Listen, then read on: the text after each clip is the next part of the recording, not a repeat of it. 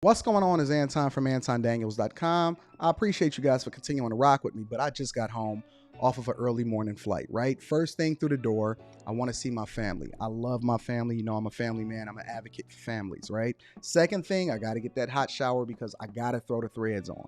The threads make me feel like $1,000,000, but the third thing through my mind and all throughout the trip is that I gotta have that Teej pack. Teej makes my life uncomplicated. It's uncomplicated skincare for men. The first way that I started specifically was their level 1 system. It's a daily face wash to get rid of the dirt and grime on your skin. 2 times per week exfoliating scrub to get rid of the dead skin cells. An AM moisturizer with SPF 20 because you should always be protecting your skin from the sun. And a PM moisturizer to help your skin stay hydrated and healthy throughout the night. Here's the thing. My favorite part about Teej Hanley is that every box comes with an instruction card that tells you when to use each product, how much to use, and in what order. They really making the process of achieving and maintaining amazing skin for men uncomplicated. In addition to amazing skin, members of Teej Hanley get tons of benefits, including at least 20% off the retail price, the ability to customize your box, exclusive monthly deals, you can pause and cancel at any time, and you get free shipping. And because Teej Hanley is sponsoring today's video, they're offering my viewers an amazing deal, right? Just click the first link in the description and you get 30% off your first box, plus a free gift. It's an amazing deal. You got to get started today. You're not out here trying to look like a Dusty. And if you travel as much as I do, which I'm sure most people don't, but you know me, I'm pushing my bag chasers in order to be in the top 5%, top 10%, top 1%. We got to make our lives uncomplicated, and Teej Hanley is no better product. You got to look good. You got to smell good. And you can't be looking like a Dusty. Make sure you get started today. Click the link in the description. Get that Teej pack. Feel the Teej, my friends.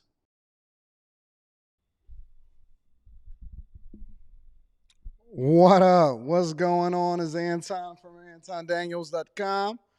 I appreciate you guys for continuing to rock with me. It is Wednesday, January 17th, 2024, year of our Lord. What up, friends and family? What up? How y'all feeling? How y'all feeling today? Is everybody doing well? Let me get one word in the chat. What? Hold on, let me see what's happening.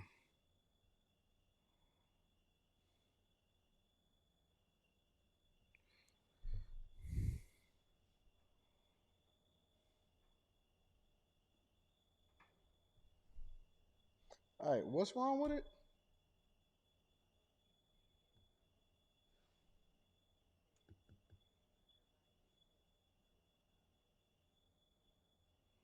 No, that's the right thing. It says the right thing. Yep, that's exactly how I want it. We're going to get there. You'll understand it soon. All right, bye. What up, friends? Somebody was trying to help me out with my live stream, and I had to figure out what was going on. Let me see what the general sentiment in the chat is today. Good morning, Trap and Slay. How you doing, love? Trap and Slay said I had to get to bed earlier because y'all was going ham on after hours yesterday. I'm feeling great, Yakar. I'm feeling great. What up, Trini Life? What's happening? Let me see what the sentiment is. Glorious, blessed, accomplished, focused, exhausted, optimistic, moving on up, dedicated, drained, blessed, fasting. I like that, Marcella. I like fasting. Blessed, great, determined, great, amazing, lifted, exceptional, gratitude, energetic, ascending, salute, amazing, alive, what it do, motivated, focused, good, busy, grateful, blessed, okay, abundance, joyful, awesome, motivated, labbing, drained. All right, I see what you got. You woke up late, Travis Slay.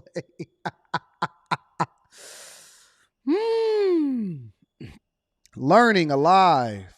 After hours was fire, grateful, awesome, cold, rested, Determined, hungry, alive, blessed, deceived, winning, strengthened, grateful, gratuitous, impeccable. Grinding, living. Good morning, Vanessa. Hey, friends. What's up? What up? What up? What up? What up? What up? What up? What up? What up, friends? Man, I really do see y'all as family. I'm not even gonna cap. I see y'all as family. When I get on here, I'm like, man, I'm about to meet up with family today. You know what I'm saying? So I'm feeling great. I'm feeling awesome. A couple of housekeeping items, and then we're going to get to the show. First, housekeeping item that I want to make sure that I acknowledge is you guys, because I'm very thankful. And today, specifically, when I got down on my knees and I worship and I gave praise to God and I said, I appreciate you. I love you. What is it that you would have for me to do today? And he said to be thankful. And I said, So I started meditating on exactly and how my life has been going. And I think that the constant in my life has been you guys. You guys are my constant. When everything is life and for all of us, right? We have great times. We have phenomenal times. We got family problems. We got family successes. We get raises and promotions. Sometimes we get laid off, right? We make business decisions. Sometimes it goes better than expected. Other times it doesn't pan out. But you are my constant. You my constant. And today I'm very thankful because I know that, and I'm not going to go into details too much because I don't want to divulge too much health related information, but I got permission, and so it's cool. I want to be thankful to you guys because I know that Rita's procedure tomorrow is going to go great. Everything was moved without us even doing it ourselves. That's how I know God is in it. Everything was moved around to where there will be no interruptions, so we will continue to do our live stream like regular. She will be on her procedure. We got the best care all from everywhere. Both people that's going to be assisting in the home. I got people flying in, spending a bag on assistants, nurses, the best doctors, the best procedures and everything. And again, I don't want to talk about the specific procedure itself because that is super private information. But I'm thankful. And the reason that I'm thankful for you guys is because I'm thankful for your prayers. I'm thankful for your prayers. You know what I'm saying? And so you guys, y'all keep us lifted. I pray for y'all. And then you see how that works though? It's almost like you got prayers stored up because all of these years and all of this time, when y'all say stuff in the chat and y'all say, well, Anton, this is going on with me, or make sure it could be good or bad, right? Because prayer is prayer. And you'll say, well, Anton, pray for me because I'm about to go on this job interview. And then we stop the show and we throw up a prayer. And then you got some of you guys will say, well, I'm going through something, so pray for me on this type of time. And then we stop the show and we throw up a prayer, right? And then when I reached out to you guys, I didn't even have to ask. Y'all just said, yo, prayer's up. We got you. We got you lifted. And I know where 2 or 3 are gathered in his name, there he is in the midst of us. And so we're going to just continue to rock. We're going to live our lives like normal. I'll make sure that I update you guys tomorrow on how awesome and how smooth everything went. And everything is going to be great. All right. So we go with our regularly scheduled program tomorrow. I will be live streaming from home tomorrow because, we're going to be moving some stuff around. You may see some people in the background because I got a lot of people flying in and everything goes like normal. All right. So make sure you guys continue to do great things. We move like normal. Life continues. And everything is great. So again, I am very thankful for you guys. My family is thankful for you guys. And we are a family and we hold each other up. We hold each other accountable. And then we go and get that bag. But today we bag chasing, all right? It's a glorious day. It's a celebration. Life is awesome. We all woke up this morning. And so it's another opportunity to continue to do great things, right? It's another opportunity to do great things. Y'all ready to have a phenomenal show? All right, let's get to it. All right, so housekeeping. After Hours was absolutely awesome last night. If you guys want a little bit more of me without the filters, right? Because we want to make sure that we acknowledge the the salons, the workplaces. I want to acknowledge everybody that's working on a daily basis, the lines that's in the plant, the daycares, the churches, your homes. A lot of y'all work from home. And I want to make sure that a lot of y'all need this information. Y'all need this motivation, and we got to continue to push each other. And I want to help you get through your day in the beginning of the day. So we're a little bit more filtered here. But when we get on after hours on Tuesdays, Thursdays, and Fridays, it's a little bit different. We still have a lot of fun, but it's largely defined by what the chat's saying, what the people are saying. So that's the chat's play, right? And we get to it, and we have some really unfiltered conversations. And it was lit last night, like every other live stream that we've been doing since the beginning of the year. I also want to thank y'all on After Hours, because we've gained more than 2,000 subscribers in less than 2 weeks. So we rebranded Fight Club into After Hours. After Hours is lit. I believe that it is my favorite channel. With like 17,000 subscribers on After Hours, it is my favorite channel. I love the Millionaire Morning Show because we family and we get to the money. I love the Anton Daniels channel because we get to do the interviews and we talk about a lot of different conversations, especially relationships. But I love After Hours because I love building it from scratch. It's nothing like getting a newborn business, company, content, that newborn baby, and just molding it, shaping it according to all of the things that you've learned and doing it again and proving to the people that you can, proving it to yourself that you can do it again. Proving it to yourself that you can do it again. So if you guys are up a little bit later than usual on Tuesdays, Thursdays, and Fridays, come kick it with us on After Hours. It's fun. It's incredibly fun. All right. So make sure y'all tap into the Patreon, because we did a Patreon live stream over the weekend and it was awesome. We broke down exactly how we need to be realigning our portfolios, stocks. We went over to several different things that we look for when we look to invest in a company. The Magnificent Seven. I told y'all what I pulled out of my Magnificent Seven and what I put in as a result of it. Your mindset. We had great questions. What you need to do if you had a certain amount of money and how you need to position yourself within a market. How you can leverage the market in order to continue to make more money. And we had a great live stream that is uploaded on the Patreon. I also have another video that I'm dropping this weekend on the Patreon for you guys. And then we go back to Stock Club next week. And then we got an interview that's dropping also. So if you guys are not a part of the Patreon, it is some phenomenal stuff. Phenomenal stuff.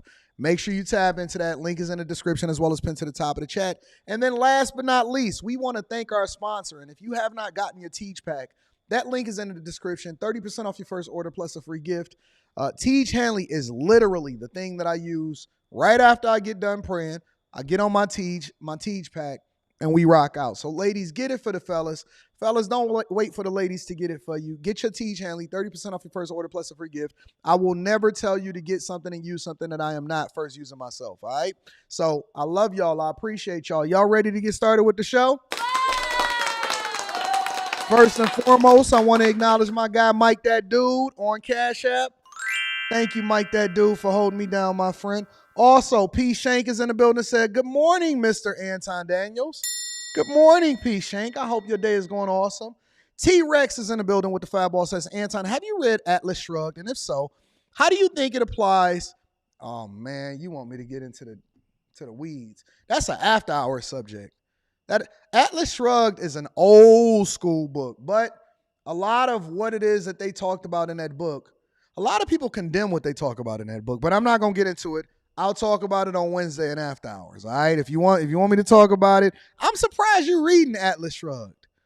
I'm surprised you're reading Atlas Shrugged. That's crazy.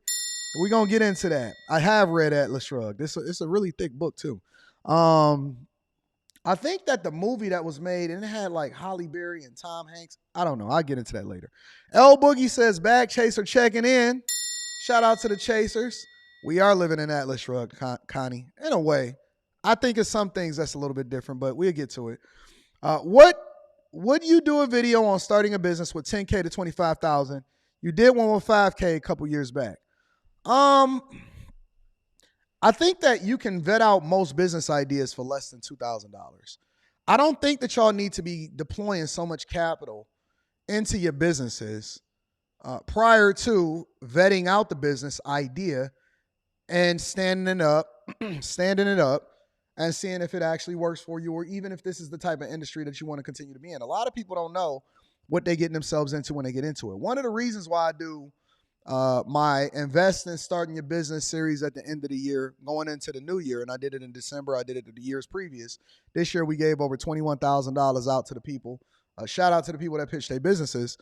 Because it wasn't whether or not the business was going to be successful, but I wanted to teach y'all, and I wanted y'all to lean into the principles that we teach in the Patreon of how it is that you need to be looking at everything from a business perspective. So for example, I'll give you an example, right?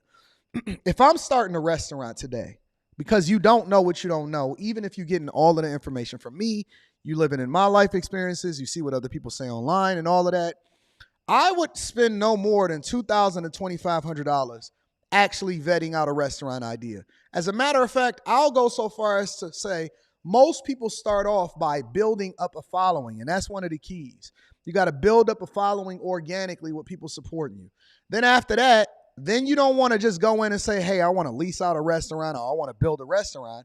If I'm building out a restaurant, that's silly based off of what I know. And then I can give you some more insight into how you're supposed to negotiate your leases, where you would look at, should you go into a major place where it's a lot of foot traffic, or can you depend more on social media marketing, considering that we have different tools today than they had in yesteryear, how to run ads, influencer marketing, all of that stuff matters. But more importantly, standing up that business to see if it even makes sense is organically building a following that happens before you even decide that you want to get into the business. A lot of people start with dinners, right? But then also on top of that, I would also go into it by doing a pop-up, meaning that there are plenty of restaurants and places that are not open on certain days that you can go in and talk to the business owner and say, hey, can I lease this out for the day? We want to do a pop-up, right? And then you can get your friends and family. It won't cost you anything. Your major cost is associated with negotiating what it is that you negotiate with the business owner, and then also your food costs. And you don't want to get a whole lot of food. You just want to get enough to where you can sell so you can get an idea of what it's like to run that business. So I wouldn't throw an automatic $10,000 to $25,000 into a business if I'm you. I want to make sure I vet it out and I stand it up and then I grow it organically and let the business pay for itself. Even when it comes to content creation, I see people run out and they'll go out and they'll spend all of this money on these super cameras. Man, you don't need to do all of that. You don't need to do all of that. Bro, you need a device, a phone, some editing software on the phone, figure out how you can make some dope ass thumbnails, make sure you're consistent, and then run that junk up. And then organically build up your following one person at a time. You don't always have to go viral. You don't always have to get all of this super equipment, right? You just want to be thorough, consistent, great at what you do, being better than you was a day before, making sure you having continuously improvement plans, have a agile methodology to continuously improve whatever it is that you're working on, being consistent and going from there. So you don't need $20,000 to $25,000 to start a business. You don't. You just need to have a good work ethic. You have to have a great mindset. Don't always go into it looking to borrow money to start a business.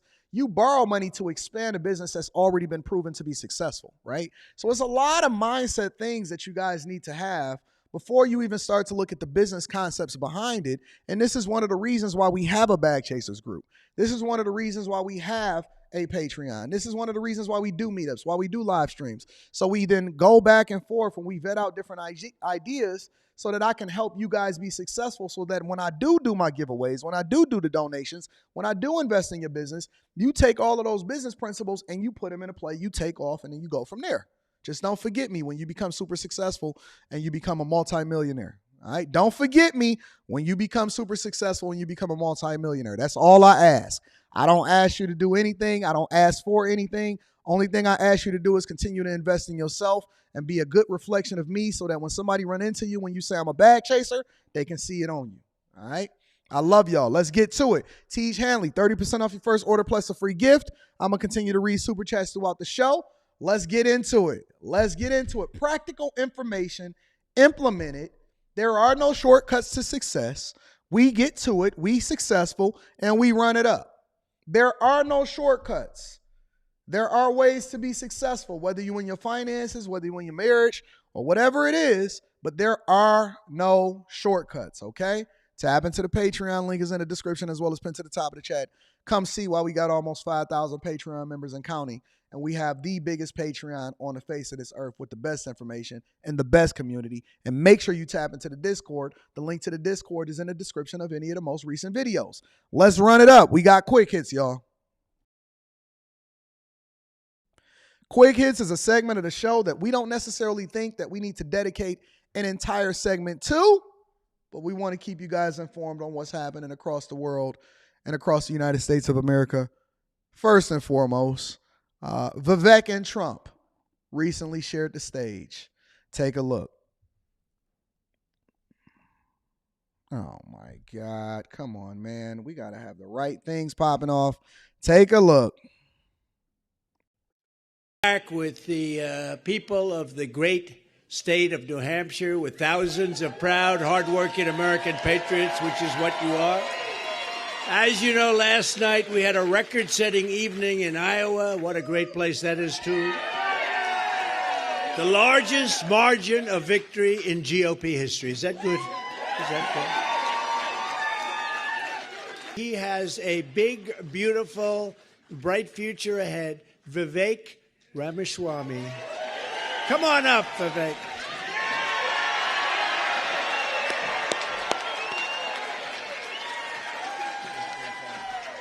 We're going to make this happen, and you guys know this well. You know this man. You know why we're here, patriots across the state. We are in the middle of a war in this country. That's what this is. It's not a war between black and white. It's not between Democrat and Republican, even in a deeper sense. It's between the permanent state and the everyday citizen. Between those of us who love the United States of America and a fringe minority who hates this country and what we stand for. People behind Nikki Haley are pro-amnesty, they're pro-China, they're pro-open borders. These are the people that are backing her. They're pro-war. We don't want war. We got out of all the wars. We beat the hell out of ISIS. They're pro-Biden, right? So I can't lie. I think that is a dream team. If I have to pick anybody to be a part of a ticket, as far as what I think would be a successful ticket by far, I think that it would be Trump and Vivek. And this has always, I think, been the play. I don't think that Vivek ever seen himself as actually being a president in this particular running, but I think that he's really, really setting himself up for a great future politically. And I think that this is definitely a winning ticket. I don't think you hear anybody talking about Biden right now. It's quiet. It's very, very quiet. It's very, very quiet on the Democrat side. And so it'll be interesting to see how this election plays out once it really starts to get ramped up. This is an unstoppable force. There's nothing you can do about this.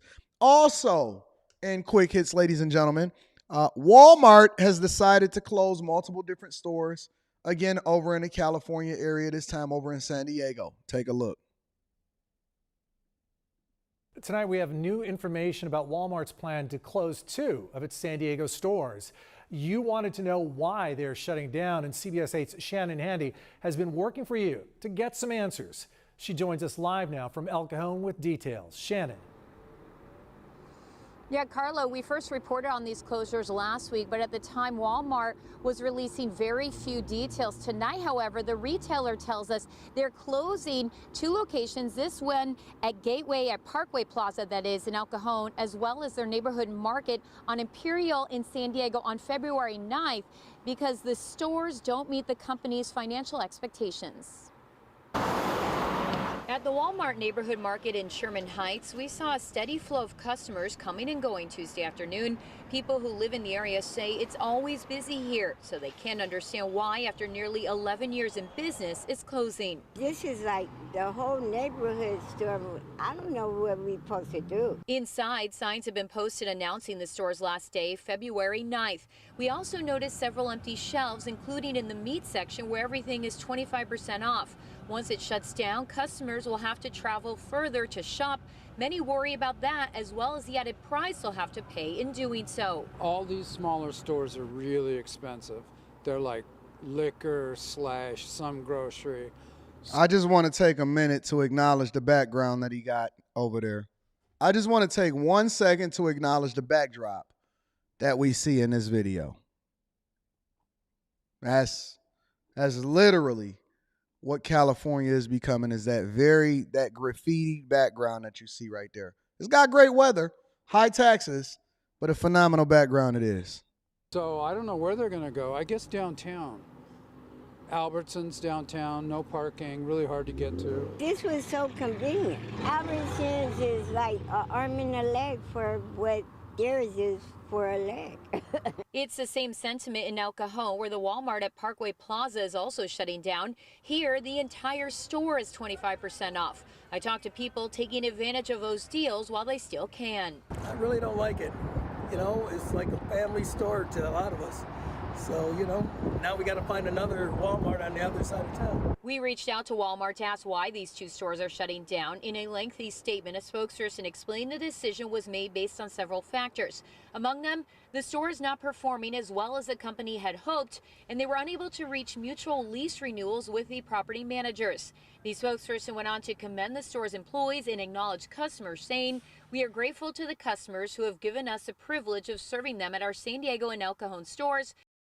So essentially, Walmart is closing because they're not meeting financial expectations.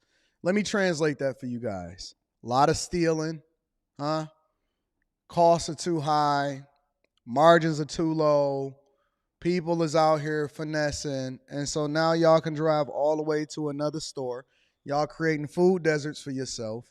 You didn't want to prevent the people from really holding up the, you know, remember a time where everybody was actually fighting against big box stores from coming into their neighborhoods? Now everybody is complaining because the big box stores don't want to be in your neighborhoods. Now you get what you wanted, right? Everybody used to say, no, we don't want Walmart. No, we don't want fast food stores. No, we don't want this. No, we don't want that. Okay, cool. Now you drove them out. And so now you have a food desert, and so you can come up with your own mom and pop stores.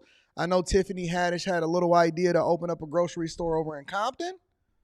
You can now have what you advocated for, what you voted for. Higher costs, higher prices. Instead of Walmart being low cost, low prices, you can have higher costs, higher prices. You ain't got to worry about it, right?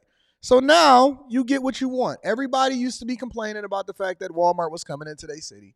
Now you ain't got to worry about it. They're going to go ahead and go somewhere else. You can find your own food. You can go to the liquor store and get your meats.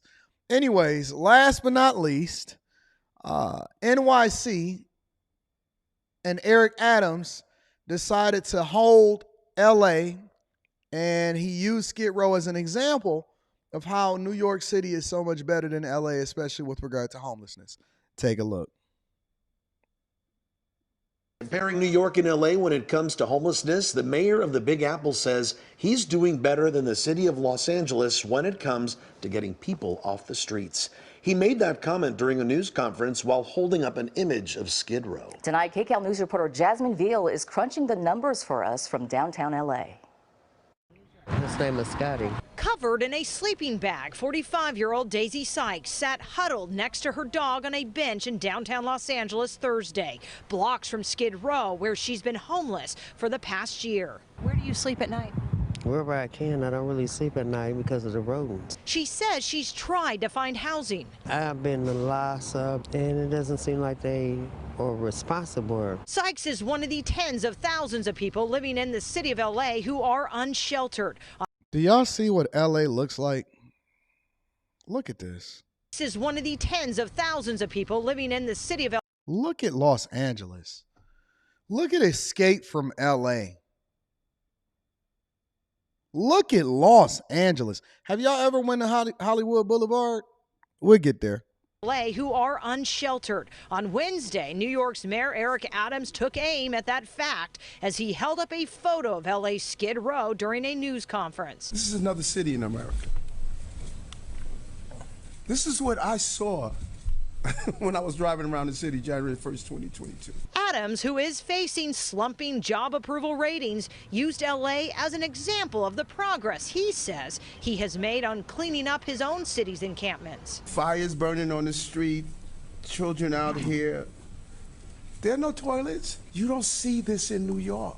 There are more than 46,000 homeless here in LA, and more than 32,000 of them are unsheltered. New York has nearly 90,000 homeless people, but just over 4,000 are unsheltered, making the problem so much more visible here. But everything you said about LA and the pictures are accurate. They deal with them immediately as best they can. Andy Bales, who ran the Union Rescue Mission on Skid. So Eric Adams decided that he wanted to throw LA under the bus, as though New York is doing too much better. The only reason why New York don't have an influx of homeless people in there is because it's too cold. And so what happens is when people want to live van life, or when they go bust in Vegas, or they lose their home, or because of, the exorbitant costs over in LA, they stay out there because the weather is better. That's the only reason. It's the only reason why New York is not looking like LA. New York got a rodent problem. They got a homelessness problem. They got a migrant problem. They got their own problems to deal with. The last thing that he need to be spending time on is focusing on what LA's problem is. He got his own set of problems, but we gonna get there. We gonna bring Eric Adams to the front of the congregation. Now, I do think that LA is an absolute dump. I'm not gonna lie. When I went out there and I went and filmed for the Dr. Phil show, they put me up in this phenomenal hotel. I got to give them a lot of credit. They put me in this phenomenal hotel over on Hollywood Boulevard. And so I did a quick flight. I was doing turnarounds because I ain't got time to be playing no games. I'm there to work. I'm not there to go sightsee. But while I was there, I stepped outside, and a lot of y'all was familiar with what it is that I had going on at that particular time because I had to go and film. And so I was there with Jesse Lee Peterson and some other people. And I made waves as usual. And I went outside and I went and took a stroll down Hollywood Boulevard where they had all of the Walk of Fame and the stars, and it smelled like piss. I'm telling you, it was the nastiest, dirtiest, smelliest thing that I had ever seen in my entire life. Apparently, Michael Jackson is not the latest Michael Jackson. All of the Michael Jacksons on Hollywood Boulevard now is the Michael Jackson before he got his combs and his hair curlers and his straightener in his hair, because those was the hood Michael Jacksons. That was the old school Michael Jacksons out there. Every Hollywood Walk of Fame star looked like everybody had took a dump and a piss on it. All of the stores was trash. The police was all huddled up together to make sure that they stayed together because they know as individuals there was going to be food and meat out there. It wasn't safe. It wasn't safe at all. So I wasn't impressed. I'm always looking forward to taking another trip out West Coast and seeing what's happening out here in these streets. But it was bad. It was very, very bad. It was a very bad situation. And so what you see on TV is not what you see in real life. Yeah, man, them Michael Jacksons was out of control. But that's your quick hits, ladies and gentlemen. All right, let's go ahead and read the super chats and let's get started with the show because we got several people to bring to the front of the congregation. It's going to be a great show today. Black Cobra is in the building, says, can you generally speak on Agile methodology for a brief moment, similar to Kaizen and continuous improvement? Thanks. Well, Agile methodology, that's a phenomenal question. Just really quickly, the Agile methodology is basically a methodology that bases it on continuous improvement. It's something that's adopted and well received in corporate America, and it applies a lot of times to information technology departments. So in a general sense, what you see is everything is project focused instead of product focused. So when you get into it, all right, let me try not to get too complicated. I got to put my C student hat on. There's two different methodologies. There's a waterfall method and then an agile environment, right? Basically, the idea of it is that when you more project focused instead of product focused, when you product focused, you look to complete a project and that's the end of it, right? We need to build this. We need to hand it off to corporate America. We have deliverables. That's the end of the conversation. When you project focus and you got an MVP. So an MVP in a general sense is, y'all want me to get into this Patreon level content. And I don't like to do this. MVP is a minimal viable product, which is basically how do we stand this product up? You have two different comparables, and a way that I run my departments within corporate America is much different. I go in and I say, all right, from a UX perspective, What is it that you guys really want to do? If you had to take off all of your positions and then take all of your life experiences, not just from what you do for a living, but what you experience in everyday life, right? Not just the applications that you use at the job, but the applications that you use when you outside of here. What is an ideal scenario? What do you want to see? And so we go through the whole process, and I have people describe things, and they bring their expertise in. And it takes some time to then get them to readjust and take off their corporate hats in order for us to really break things down, right?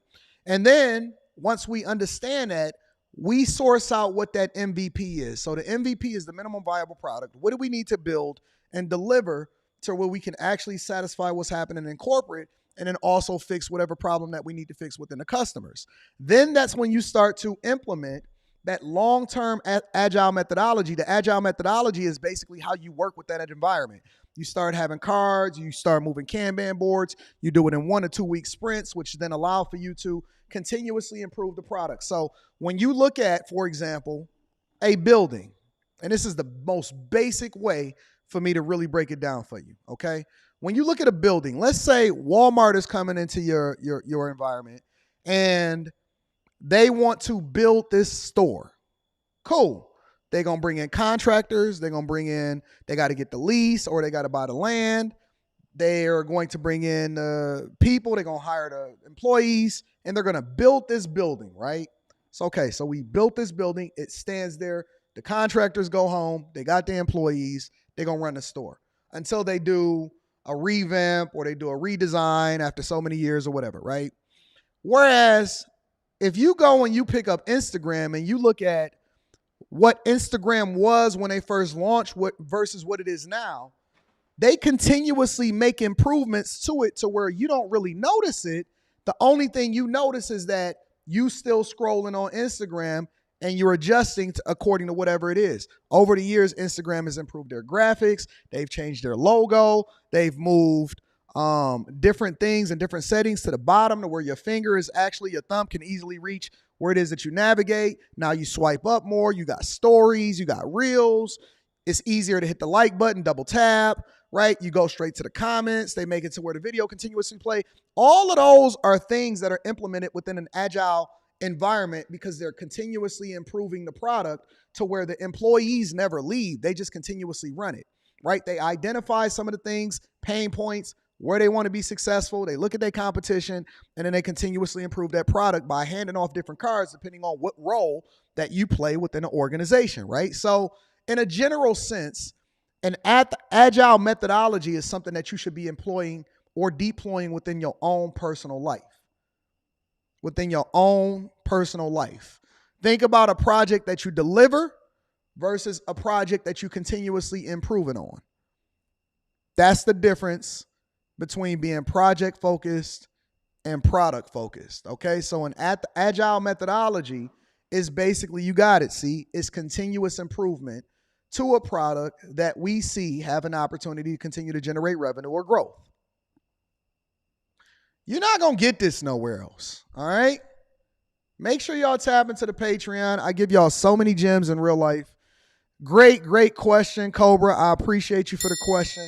You're not going to get this anywhere. You can't fake what we talk over here at the Millionaire Morning Show. You can't take a YouTube talking point and that be the end of it. This is what we do. This is what we live. This is what our life is like. This is what we have mastered over our 10,000 hours. This is not something that you can just fake, okay? When we go into the interview process and they ask us these questions and we elaborate, I'm not going to go into it. Join the Patreon, honestly, seriously. You need to tap into the Patreon because we go into all of this type of stuff. We go into government contracts. We go into the information technology department. We apply it to our own lives. We talk about stocks. We talk about real estate, but we really do this. We really do this in real life. We don't talk about it. We do it in real life. It's a reason why the people are so family-like because we're all continuously helping each other to improve. Okay? Let's continue. T-Rex is in the building, says, please discuss Dems only want illegals for the votes. Well, we know that. We know that eventually their ability to be able to be tied to the Democratic Party largely because of what it is that they did for illegal immigrants is going to be the thing that then ties them to the party, similar to the way that black people continue to call themselves Democrats but they've never really done the research in the history to understand that they were really Republicans. Shout out to you. I appreciate you, big dog.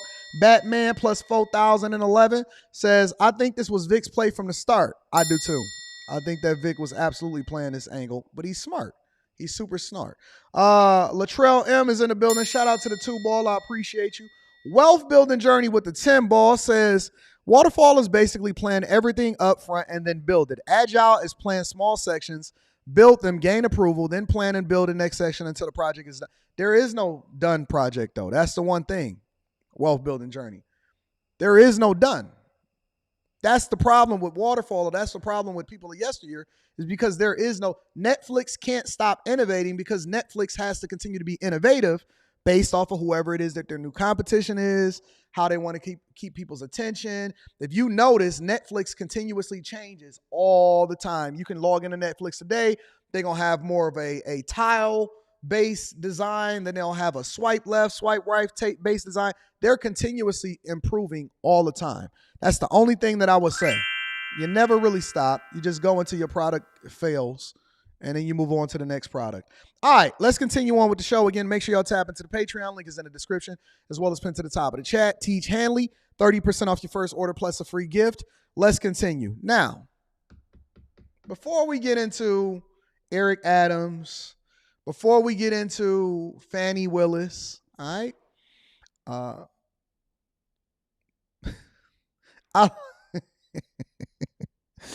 I like to call Hunter Biden the weak link. I like to call Hunter Biden the weak link. Because as much as we like or dislike what Biden is doing or whatever the agenda is that they're carrying out, we can't not say that Biden has not been one of the greatest politicians of all time. Now, I know a lot of y'all may disagree with that because you're going to say, well, no, we don't like Biden because he leaves the borders open and inflation and all of that. When I say he's one of the greatest politicians of all time, I'm saying that his ability to be a chameleon through the decades of him being a politician and still remaining relevant all the way up into becoming the president of the United States of America, despite the things that he's done, despite the different positions that he's taken over the years, is remarkable. But that one thorn that continues to be in his side is that son. You know who he is. We all usually have him in our family. It's that can't get right. You know what he gonna be like when he come over to the dinner table. You know what's gonna happen. You just know that when you invite him over somehow, some way, the bathroom is gonna be blew up, right? He gonna be reaching into the chicken before they say prayers. The ladies is gonna be wanting to get a little bit more closed-legged when he walk over. You know, he might come in high. It's a possibility that he might have a new chick over there and the new chick might be a prostitute when they walk in. That's the guy that we see in our family. And this is what I keep telling y'all. These people are the real people in real life. This is no different than everyday people. The only difference is that they have a higher position. But family is family and people are people and friends are friends. When I see Hunter Biden and I see his edges, the edge thief is getting that man, right? He got some thinning at the top. He don't want to let it go, right? When I see a man smile like that, but they got their veneers, their porcelain veneers is still semi-white, I could tell a fiend when I see one. I could tell it by the way that they hold their coat. When they walk in like this and they say, ooh, you got something for me? That's fiend behavior. Now, it don't matter if you the son of the president of the United States of America or you the son of a chick that just left you out for the streets. That's fiend behavior. The way that he hold his coat, the way that he comb over his hair, how he have his teeth when it get cold outside. There's things that you just inherently pick up as you live life, and you can spot a thing. The same way that you can spot a chick for the streets. You ain't got to ask her how many bodies she had. Now, that is a question that I think that we need to discuss on the internet. But in a general sense, I know a fiend when I see one. You can't trick me. You can't dress it up. You can't maneuver it. You can't put the hair over. I know a fiend when I see one. And it don't matter if you're black or it matter if you're white. When you look at this picture, when you look at this photo of this man right now, when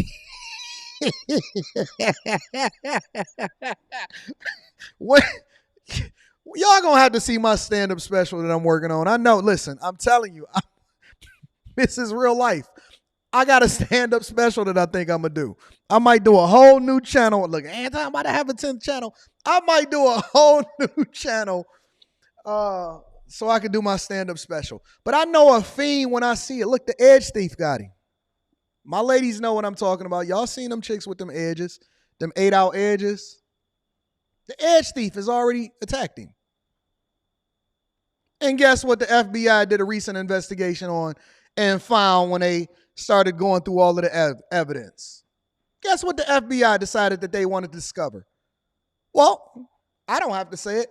Take a look for yourself. So another blow to the president's son.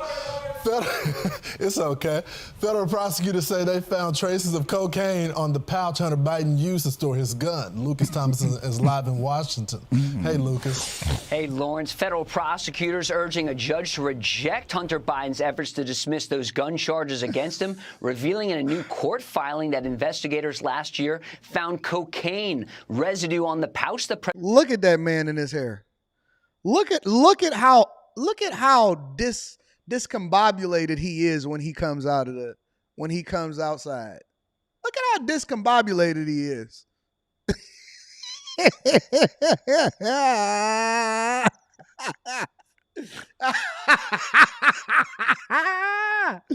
President Biden is fighting for his political future. Now, Hunter Biden just so happened to be visiting the White House, and then they start to find cocaine. Look at how disheveled this man is.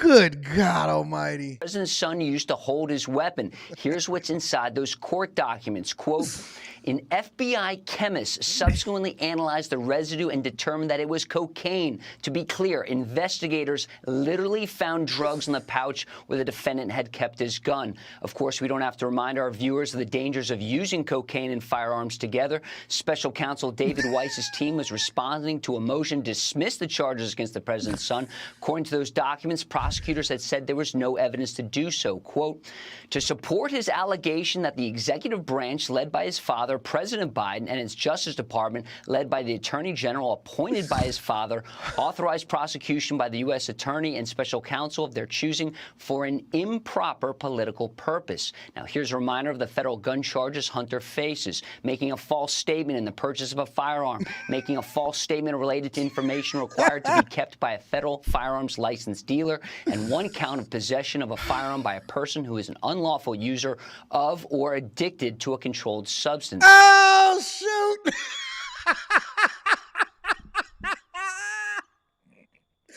hey, that last charge is crazy.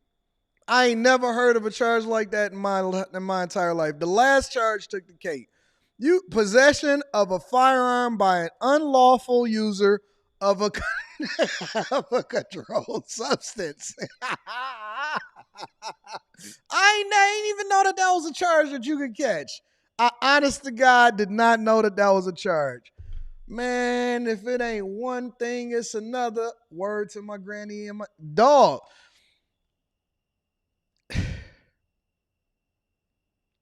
When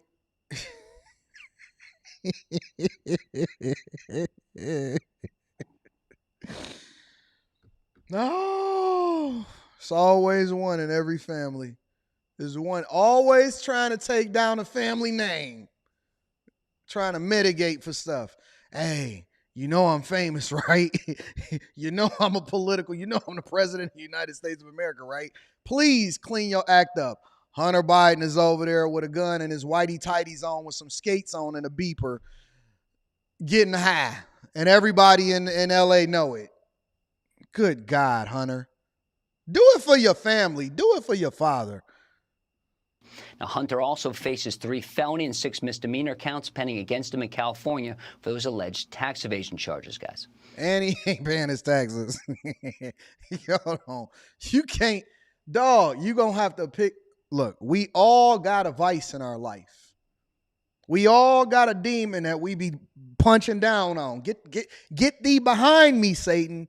But you can't have more than one demon at the same time. That's gang banging.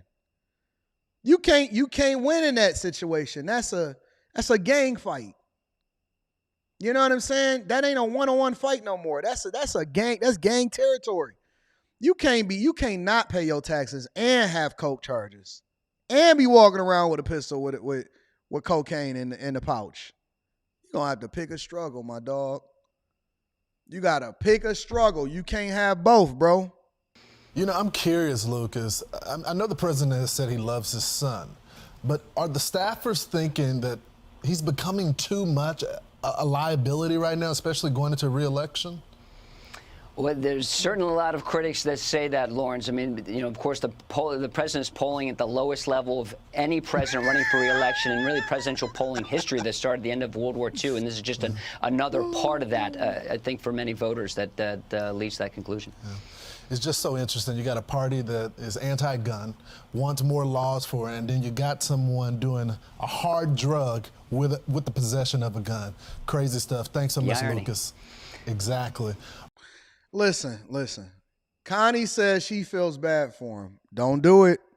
Because, Connie, you're an enabler. You're an enabler, Connie. Okay? That man needs to hit his rock bottom. He needs to be sitting, honestly, and I don't wish it on nobody. I will never, ever wish two things, actually three things. I will never wish death on somebody. Well, there are some people that probably don't need to be here, but I wouldn't wish it on them. That's not my place to decide. I would never wish prison on somebody. Well, there are some people that need to be in jail, but I don't advocate for people to just go to jail in a general sense. And I don't wish for anybody to lose their job. Well, I mean, if you're doing inappropriate things, but I still think you need to be able to take care of your family financially, and you still need to be able to earn. So as long as you're willing to work, do it the right way, we can figure that out. But here's the thing. Some people, and this is the thing that a lot of people don't understand, you got to hit your bottom. And sometimes your bottom is being forced to get sober inside of that jail cell, 23-hour lockdown, and you don't have no access because you got to sit there with yourself. And because most people still have the ability and the access, especially when you have money and resources, you don't never really solve for the problem because you know you can leave. You know you can leave. When you go to rehab, you can leave when you want to. So there is no real growth in that, or there is no real accountability because at any point you can just walk away. But when you forced to deal with it, when it ain't no solutions except for to go for, see, it's a difference when you got options. You can go left, you can go right. But when you ain't got no choice but to go forward because it ain't nowhere else to go, that's when you got to deal with it. Now, when you get up off that ground and you decide to start walking, that's when you're going to start having your growth. That's when you're going to start having that come to Jesus moment. But sometimes you got to deal with people and you have to go all the way down in that hole by yourself and get rid of everything that was on you. Some of us have too many vices, too much access. We got too much social media. That's all on our algorithm. That's why I don't follow a lot of people. If you notice, like if you go to my Instagram, I keep it less than 300 at all times. And if it start to get up and start creeping close to it, I look at my junk and I just so happen to come by it and I'll be like, okay, wait a minute. Let me go back and purge a little bit. It's a lot of stuff that I probably don't. Or when my algorithm started to get a little bit too wild, I go into my YouTube algorithm, I hear it clear, I go through and look at all of the stuff that I'm subscribed to. I get that junk off my algorithm because I don't need to see everything. I don't need to be aware of everything. I need to be clear-headed. I need to be focused. I don't have to worry about temptation because I never put myself in a position to get tempted. You see what I'm saying? You don't have to worry about me having to reject drugs because I'm not going to have nobody around me that offers me drugs. But when you keep putting yourself in that position because you have unlimited access, it will not solve for your problem. So some people need to go through it, and we don't need to be doing God's job to determine whether or not he need to be coddled. We need to let God deal with that man because he's thinning. The edge thief is coming to get him. He's ruining the election chances of his father that don't need to be elected in the first place. He's a weak link for his family. He's a weak link for his family. So shout out to Hunter for the great content. Let me read some of the super chats and then we go get there. That's why men need fathers and women need fathers in their life because they need a parent. They need somebody to let them fail in a controlled environment so that when they become older and they become adults, they're not walking around with vices. Y'all coddling y'all kids and they're going to turn them into monsters and they're not going to be able to get over whatever addiction that they have because you're coddling them and you think it's best to protect them instead of letting them go through it. You can solve for that. Some of y'all need a good old-fashioned whooping. That's the truth. Tech Coach Ralph is in the building, says, working with Natasha V to get an Agile Scrum overview and practical implementations. Fireside chat scheduled in the Discord in the next. Man, shout out to the chasers. Shout out to the bag chasers. Shout out. I'm telling you, man, we got the greatest group of people in the world. Shout out to Tech Coach Ralph. I appreciate you for setting that up. If you want to learn and go through the process of what it means in order to really understand, and you can then talk about this on your interviews. You can then bring this up. One of the things that I was able to do in corporate America very early in my career is to sell them on allowing me to be able to build out a practice in a traditional video on the weekend on the Patreon. I'm not giving y'all all of the game. AL says with a couple super chats, my crime bills locked up all the black base heads, but turns out his son was the biggest base head. Shout out to AL says, don't do coke in the White House. Y'all know that they found traces of coke in the White House? Mr. Lotta's in the building, says, I bet his plug has even worse hair from these news headlines. Right? The plug is like, dang, Hunter, just keep it on the low. But I bet you he already made $1 million from him at least. Amai says, rich people drug addiction is a mother effer. Endless access. That's a fact, though. That's a fact, though. All right, let's continue on with the show because we got a good show lined up for y'all. Even it ramps up from here. It ramps up from here. New York City, similar to California, they lockstep with each other, recently released their budget. And there's a significant, shout out to all of my people out here in New York, from New York, popping off in New York. There's a significant amount of people that live in New York. And so I want to keep you guys informed because I know that they keep y'all distracted. You in the mire, you going back and forth. You got the Grubhub and DoorDash. They recently eliminated Airbnb out there. Shout out to my dog, Will CNA. I'm going to read that super chat shortly.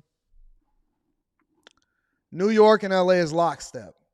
LA released their budget. New York recently released their budget. And when you start to comb through that budget, you realize that there's a significant amount of money that's been set aside for migrants. First, let's talk about the conditions that migrants are enduring through as they face their new curfew over in New York City and Chicago. Make sure you hit a like for the YouTube algorithm, subscribe to the channel, and turn on your notifications, ladies and gentlemen. The beginning of a controversial rule for asylum seekers who have moved to New York City and who find themselves staying in the biggest shelters. And tonight, those who have been leaving the shelters and roaming the streets at night will not be able to. Yeah, they will face a curfew aimed only at them, but it could soon expand to all shelters. This just the latest controversy as the city grapples with the migrant crisis. We will keep you posted. Meanwhile, tonight we take a deeper dive into the conditions some of the migrants face living in the kind of tent city that has popped up at Floyd Bennett Field in Brooklyn. The immigrants faced with some tough living conditions, no questions about it. But those conditions go beyond tough. Here's Eyewitness News reporter Anthony Carlo. The trek home from school for these mothers and their kids can feel a little bit longer and a lot colder with so much weighing on their minds. 4-year-old Valentina's nasty cough is only getting worse, as is everything else for her and her mother the longer they stay at Floyd Bennett Field. That's not a place that's for children. It's not a decent place for children to be. Wind rattled the tents at the migrant shelter as rain leaked in on December 17th, one of several big storms. Just last week, bad weather forced parents and their kids to spend the night sleeping on the floors of a school. They told me that we would have a decent place to live. They told me I would have support finding work. They told me I would have support with my children. Who promised you all that, ma'am? Did Eric promise you that? Tell me that EA Sports ain't out there promising. Tell me that Eric Adams did not come over here being a simp for single baby mamas. That's the same thing that these dudes promise y'all when they trying to bust y'all down in the streets. Real talk. How's the game any different? Oh, come on, baby. I got you. Your kids, they ain't gonna need nothing. I got you. I'm gonna make sure that they get some decent schooling. I'm gonna make sure that you got a place to live, a place over your head. Don't even worry about it. I got you. Medical care? Pah.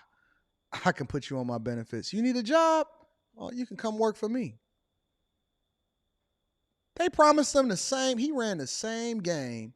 The same game that they running over there in the Bay Area. The same game that they running over there in Detroit. The same game. They are doing it, but they doing it on a political level. They promised you everything, and you can't even speak no English. No hablo English.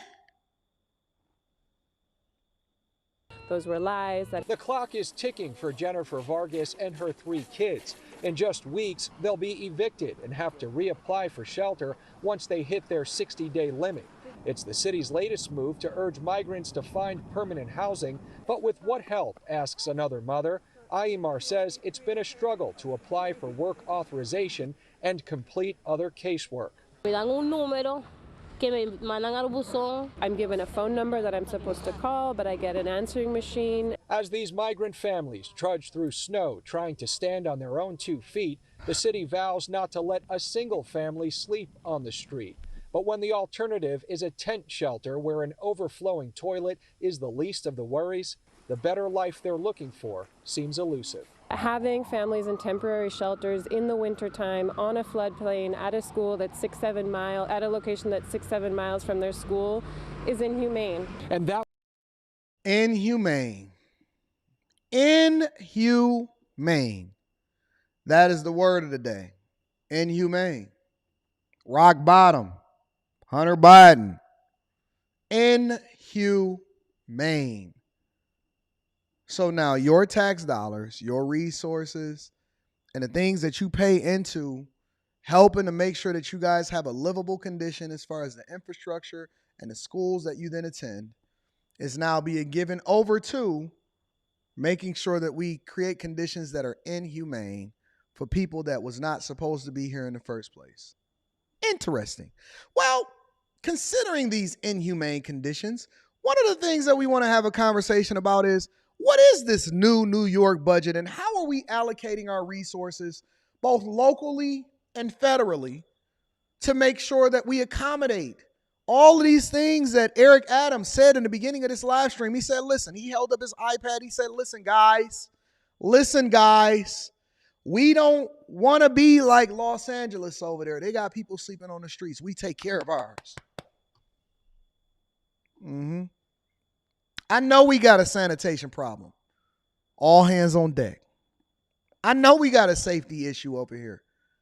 Don't worry about it. We not hiring no police officers. Or maybe I'm wrong. I haven't seen the budget. Let's go through it as presented by Eric Adams himself. Thank you, Eric. Good afternoon, New York. Good afternoon. Our administration came into office with a clear mission: to protect public safety. Listen, if you having trouble following along, if you don't understand the words that is coming out of his mouth, look in the very upright corner. There is going to be a young man or a young lady. I don't know what they identify as. They did not tell me what their pronouns are. And it is in a very small window that you can see sign language. So if you understand sign language and you don't know how to read lips, just looking at very small window in the upper right-hand corner. And that way you can follow along to what we're talking about, ladies and gentlemen. Revitalize our economy and make all 5 boroughs more livable for the 8.3 million people who call New York City their home. For the last 2 years, we have worked every day to make our vision a reality. 8.3 million people. And I'm proud that we are heading in the right direction. Okay, Eric. Jobs are up. Crime is down. Tourists are back. Our streets are cleaner. Our children. Yeah. Yo, I'm going to speed this up. Don't worry. We're going to put this at 1.25. Have y'all ever heard bigger lies in your entire life than a politician moving his lips? Listen, I thought that women lied. I know it's some women out here lying. Not my bag chasing women, but yo, literally, this man stood up here with a straight face and told you to your face without blinking without blinking that everything is great and better than it's ever been before and over in New York City. Good God Almighty. Eric, that's how we gonna do it? That's what we doing in 2024? We lying straight face? Okay, listen. 1.25, you talk a little bit slower, but we gonna get through this. Test scores are better. Every day, we are delivering for working class New Yorkers. And all this has occurred while we fed, clothed, and cared for more than 170,000 asylum seekers who entered our care since the spring of 2022. That's over 1.5 times the population of Albany. More importantly, we have put migrants on the path to self-sufficiency by helping them submit over 27,000 applications for asylum, work authorization, and temporary protected status. Work authorization. I want y'all to remember that word. Work authorization. Jobs. They coming to take jobs. They coming to take votes, and they're coming to displace you. We have also helped more than 60% take the next steps in their journeys. As we often say, only in New York. These accomplishments are the results of our administration's careful fiscal planning and steady management. They also would not be possible without the hard work and dedication of every city agency and the many New Yorkers who strive each day to deliver a safer, cleaner, and fairer New York. Hey, can anybody confirm that this person in the upper right-hand corner that's doing this sign language is actually good at their job? That's all I want to know. Because I know that a few years ago, there was somebody that got caught. They applied for, it was a black woman. She applied for the sign language job.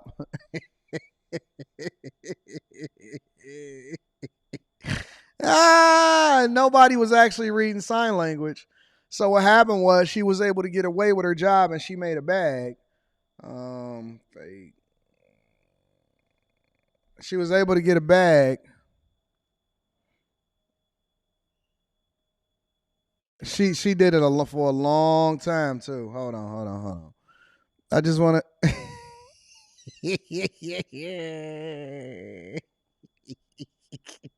Can anybody confirm before we get back to this budget? Of whether or not this sign language interpreter is actually good at their job. Because I don't want people taking up jobs that's not supposed to be there. Give me a second. It's happened again. Another sign language interpreter accused of signing total gibberish. This time it was at the police news conference announcing an arrest in the Tampa serial killings. We will be charging 4 counts of first-degree murder. Standing off to the side, apparently translating every word, this woman. We received over 5.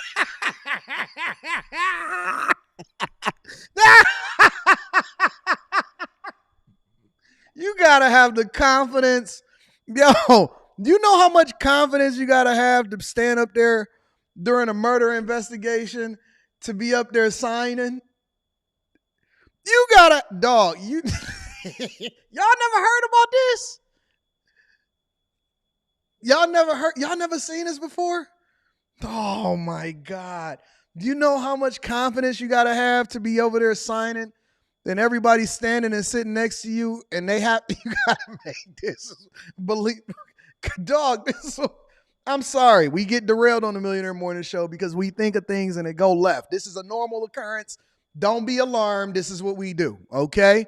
You gotta have the confidence of 10 men to go up there on a national stage, do your hair, get dressed, put your makeup on, and then go up there and wing it. Who passed the job interview? 5,000 tips in this case. But it turns out much of what she was signing was nonsense. She waved her arms around like she was singing Jingle Bells, says one outraged sign language expert. The woman, identified as Derlin Roberts, has a string of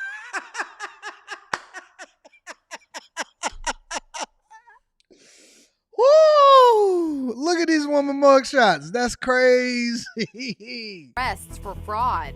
So how did she come to be translating at last week's high-profile police news conference? I just didn't ask enough questions. Tampa Police Public Information Officer Steve Hegarty. See? It's the same type of white man that was calling up to After Hours last night. If y'all not subscribed to After Hours with Anton Daniels, just put it inside of the description, or I'm sorry, put it inside of the search bar, type After Hours with Anton Daniels. Then this is exactly the type of black woman that's going to finesse that white man that called into my show last night. It's going to play the same thing. He going to say the same thing to Anton. I didn't answer enough questions. Anton, I didn't ask her enough questions.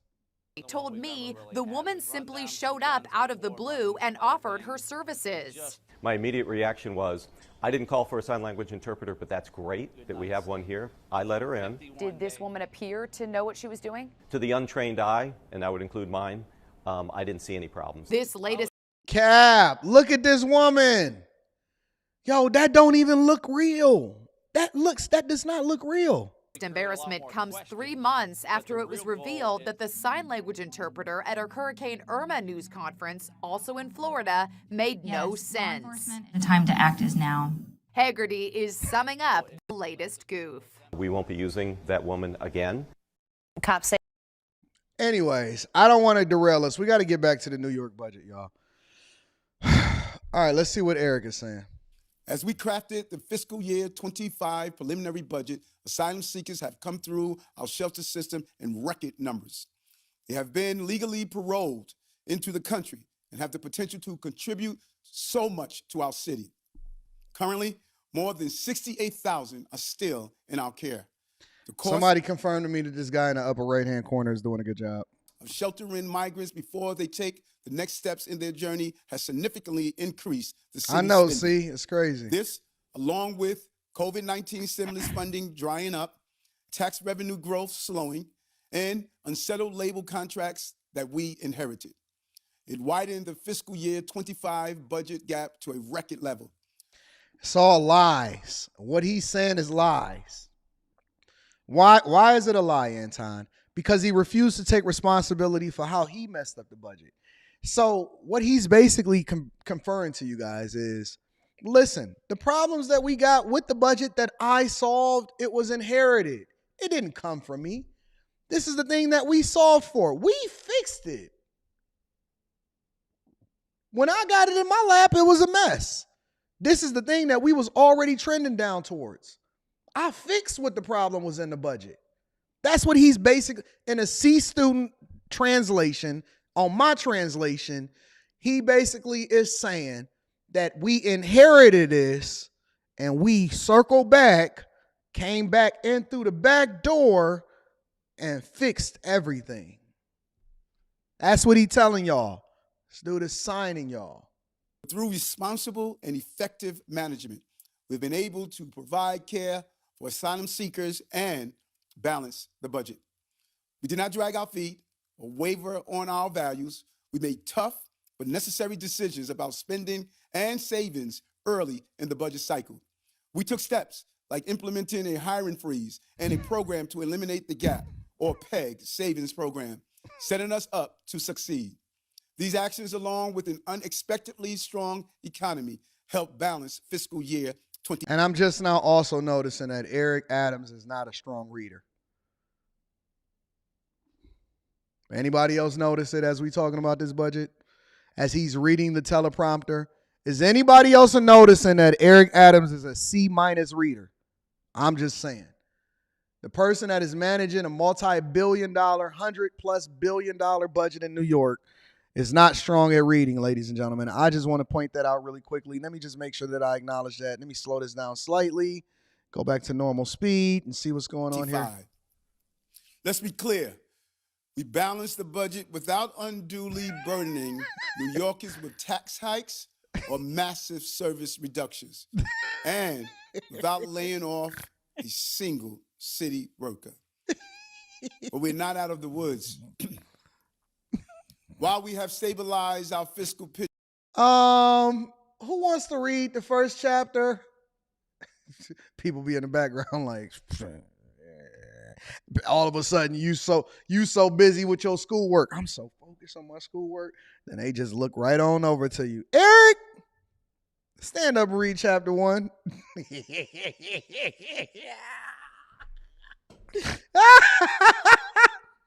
And put New York City on the right track to keep moving forward We still need help from the federal and state governments.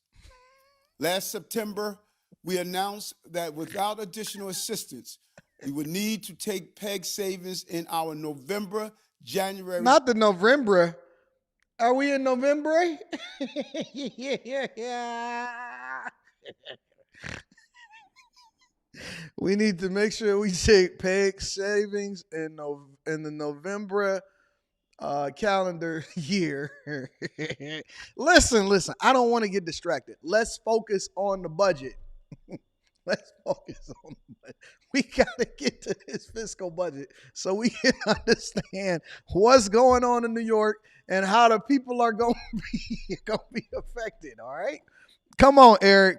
Lead us through. Take us to the promised land, baby. And April budget. This live this video is only supposed to be 11 minutes long. As a result, it's 24 minutes. I'm not sitting through this whole thing. Let's try to get the meat, spit out the bones, y'all. Let's go. While we still need to review the details of the governor's executive budget that was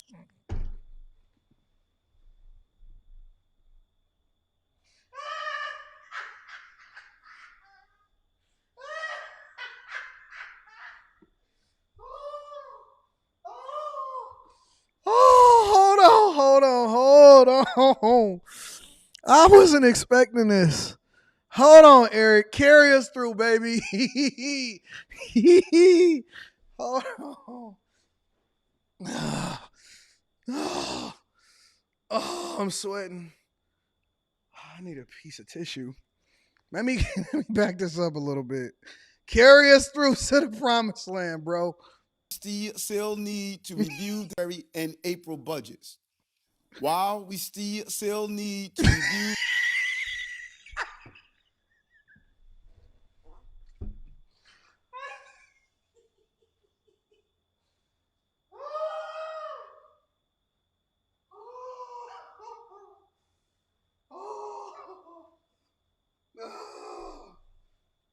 Oh my God. Oh, Jesus. Don't do it to me on a hump day, Jesus. I got a deadline to get through. I got a whole meet. Oh, God. Oh, Jesus.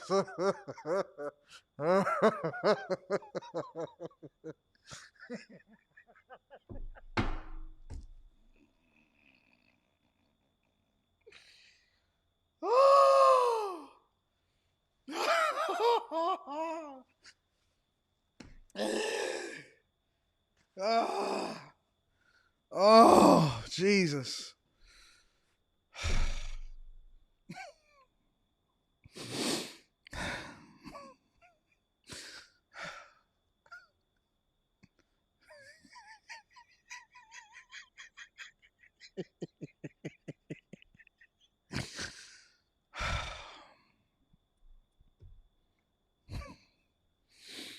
the details of the governor's executive budget that was just released.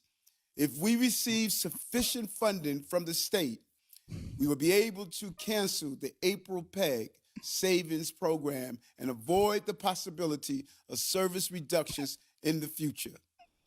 The surge in asylum seekers is a national crisis that requires a national strategy, coordination, and funding. New York City cannot manage the effects of this surge on its own. I've been to Washington, D.C. more than 10 times to advocate for the needs of New Yorkers, particularly as it relates to this humanitarian crisis. But as I left Washington last month, I was again reminded that the cavalry is not coming, at least not yet. We cannot wait endlessly for the federal government to do their part. If they won't act, we must. That means containing costs now to prevent more serious consequences for taxpayers in the future. Our strategy had two parts. Part one, help asylum seekers in our care take the next step in their journey towards self-sufficiency and achieving the American dream. Part 2, provide services to those still in these cities' care, but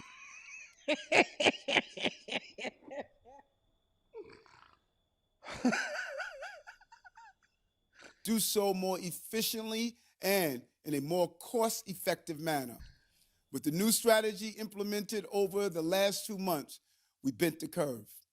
We are lowering spending and preparing to use resources more efficiently in the future. Although we continue to experience extremely high numbers of new arrivals, we provided 30 to 60 days of intensified casework management.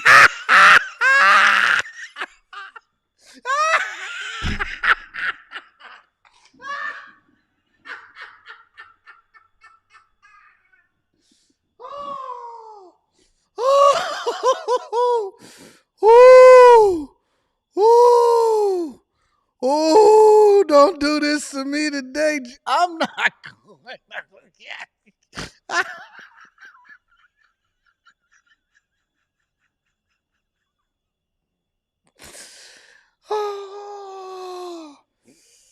Oh, God. I'm not doing this.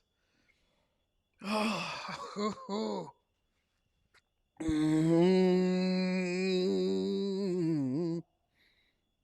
Provided 30 to 60 days of intensified casework.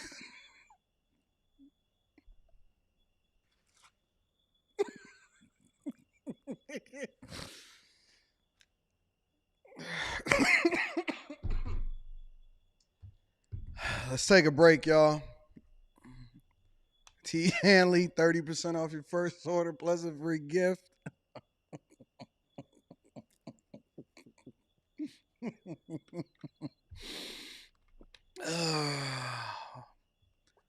Come on, y'all. We got to get through this show. We got a lot more to cover. I'm not doing that. A nice way to get us off that budget.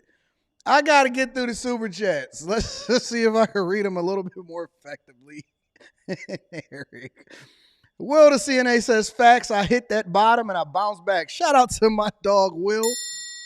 I appreciate you, big dog. Brittany B says, aren't these the same?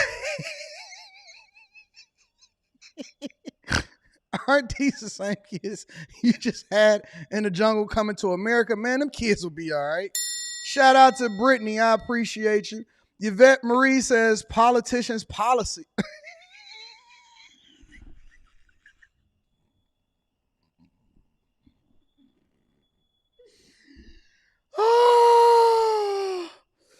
I'm not doing it. Y'all not about to have me up here on my Eric Adams. No way, no how.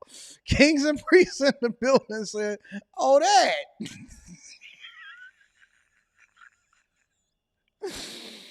Oh, that's just sign language. And Ebonics. Shout out to Kings and Queen, Kings and priests. JP said those Spanish translators are scamming. They only say what's convenient. As a Spanish speaker, I notice how much they cut out and they don't say versus the original. We got a show to get through, y'all. We got to push. We got to get over it. All right? How am I supposed to pronounce your middle name? Random Cage Commie Videos. All right, I got you. Says, as a park ranger for NYC, I promise you, these streets ain't clean. All these migrants and protests almost every day. P.S. EA Sports was dyslexic. Shout out to you, fam. I appreciate you. J Hub is in the building, says, Eric Adams looks like John Lewis. P. Shank is in the building.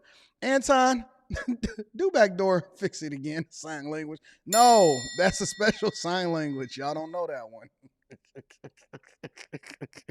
Prince Elian says, yo, can I have that? November, bruh, you cannot. Shout out to my dog, Prince Elian. A.R. Smitty says, how your mayor at a third grade reading? I didn't know. Y'all voted for this. Back for Back says, sound it out, Eric. Yeah. Amir Taylor says, Biden did not give Adams money because he took too long to talk. Yo, I did not expect that. IVR7 says, it's been a year and a half since the Detroit meetup. We needed summer one ASAP. It's happening this year, bro. It's happening this year, bro. Pookie's Pookie's friend Ray Ray says, I dropped off a oh, Jesus Christ. I'm not reading that. The Cunning Linguist says, you speak the truth, Anton. Thank you, my friend. Tell the Truth Nation is in the building, says, when that man said intensified, I gave up. Miami-Dade County Clerks of the Court says, I didn't know my guy AD was into this type of comedy. Man, listen, bro.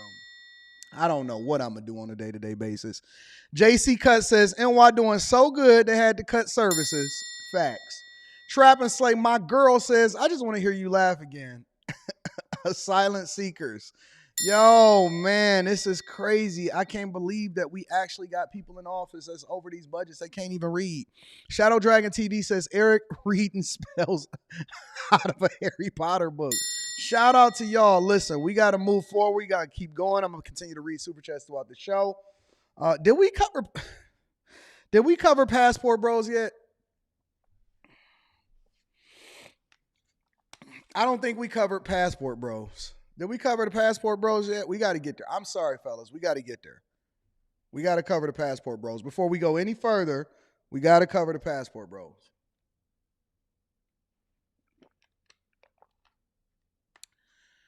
All right. Let's get to it. We got to cover the bros. All right. So this is a warning.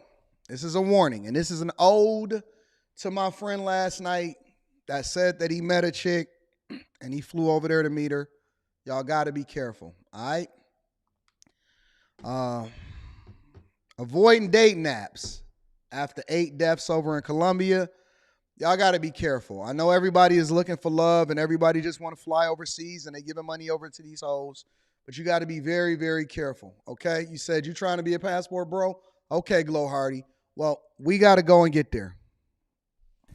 Tonight, an urgent warning for Americans visiting Colombia after a string of deaths in tourist hotspots. The U.S. Embassy in Bogota urging travelers not to use dating apps in the country, writing in a security alert that criminals are using the sites to lure victims, with many U.S. citizens drugged, robbed, and even killed by their Colombian dates. Embassy officials confirming the deaths of at least 8 Americans traveling in Medellin, possibly linked to the apps. I'm out of words to describe. I don't even know how I feel right now. A situation all too familiar for the family of 50-year-old Tu Zhang, an artist and activist from Minnesota who we first reported on last month. He had been traveling in Colombia in December when he called his brother out of the blue asking for money. This time he was like, hey, do you have a couple of thousand? I was like, yeah, no problem. When do you want it? He said, I want it now. I'm in this bit of a situation here. I go, oh, yeah, I can do that. Zhang's family telling our Minneapolis affiliate soon after he stopped responding to their messages, he was found dead. One of the myths I think that's in the community, because we are in this space where we only get to see the people that's around us, right? It's almost like being in the hood. If you see people keep robbing the people that's around you, you think that it's only black people that do it. It's not true. It's not true in any way, shape, or form.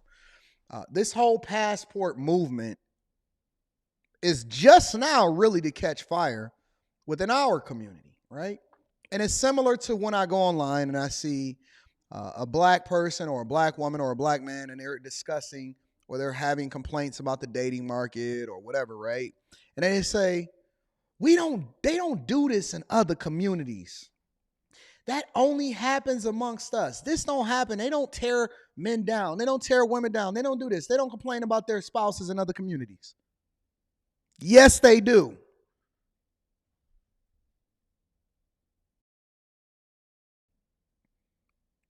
They absolutely do all of the things that you do in your community. As a matter of fact, I'll go so far as to say a lot of what has been inspired by and adopted by, as far as our cultural norms, that is the worst for us, starts somewhere else.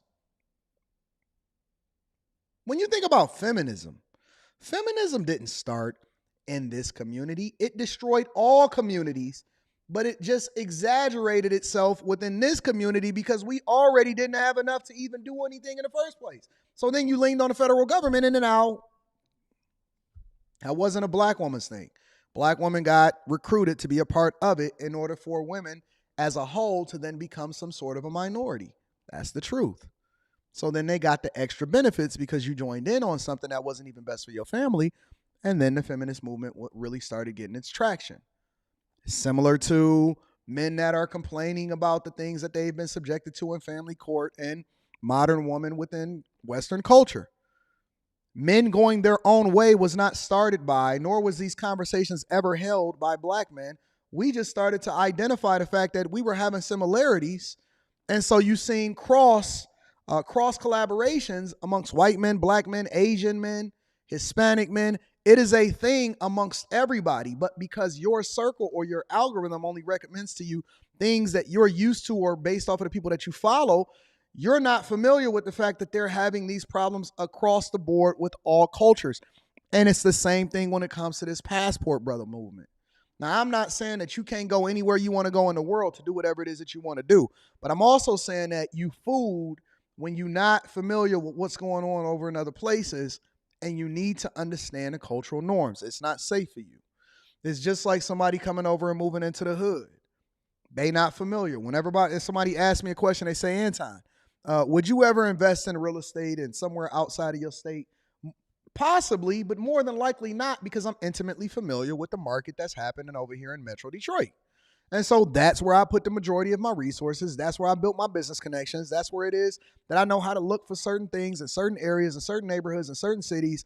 I know the richest, I know the poorest, I know where the great schools are, I know everything. So it gives me an advantage over an institutional investor or somebody that's coming from out of town because I know this city, which makes it easier for me to make money, easier for me to adjust, easy for me to pivot. I can make phone calls. I built up a conglomerate and a network here that makes it much more advantageous for me to do business here. And so when you guys are walking over there and you getting on these applications and you getting on the internet, you don't even know who you talking to. You have no clue of whether you talking to some man that's posing as a woman. And then you fly over there and you take a chance and you risk it all. And then you start to end up like this person, all for a couple dollars. A local prosecutor saying Zhang was kidnapped during a date and killed when he could not make the ransom payment, and that his body was found covered in stab wounds.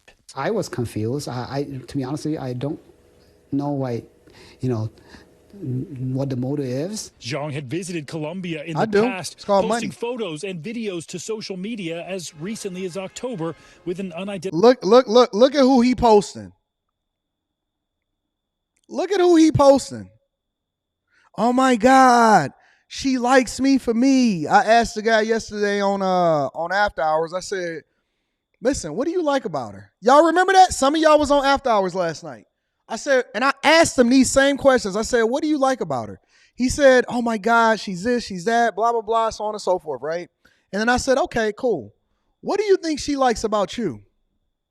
I mean, then he started getting defensive. He got mad at me. He started throwing a tantrum. You don't know, I might be saving this man's life. I might be genuinely saving this man's life. What do you like about, what does she like about you? What did she tell you? You got sassy with me. Ask her. No, I'm asking you. You the one that's taking overseas flights to go and see her, and you looking to get her a green card here in the United States of America. I need to understand exactly what's going on. I want to see, and you look at it as Anton never hold men accountable. No, we was going at it. We was going at it. Look at this woman. She look like she got a barcode on her neck. What is that, a tattoo? With red hair? And an Ed Hardy shirt on? Nigga, you in trouble. You in trouble. You in trouble, fam. I can look at that picture right here, right now. I don't even have to know that she's in another country. I can look at that picture that you took of her, and I could tell you right here, right now, that is an unsafe situation for you to be in. That is an unsafe situation for you to be in. Posting photos and videos to social media as recently as October with an unidentified woman. I'm with my girl. The embassy's alert Yo, indicated girl, officials Yo, girl? Okay. do not believe all 8 of the deaths are linked and said they've seen an increase in reports of incidents involving the use of online dating applications to lure victims, typically foreigners, for robbery by force or using sedatives to drug and rob individuals. Often the reports coming from major Colombian cities like Medellin, Cartagena, and Bogota. Murders of foreign visitors went up by 29% in the latter part of 2023 compared to the previous year, according to the embassy. I'm telling you, in some of these places with some of these things, you rolling the dice and they see you as food. Murders up of foreigners, 29%. Ransoms. Hey, if somebody called, hey man, send me a couple extra $1,000. I thought living was cheap over there. What you need a couple extra $1,000 for? Kind of in a situation. Next thing you know, you stabbed up, ain't got no kidneys. They sold your eyeballs, sold your kidneys, sold everything. And took the last $20 that you had over there. And most of the victims were U.S. citizens. It's a popular destination for Americans who are big contributors to Colombia's tourism industry, making up nearly 30% of foreign travelers in the first half of last year. But behind that beauty, tragedy and unanswered questions for families like Zhang's, a case where no arrests have been announced, according to that local prosecutor. Man, they ain't gonna find nobody looking for you. You was over there posting on your Instagram talking about, here go my girl. Loved ones are left to mourn from thousands of miles away. And he'll draw everybody in. That's the type of people he is.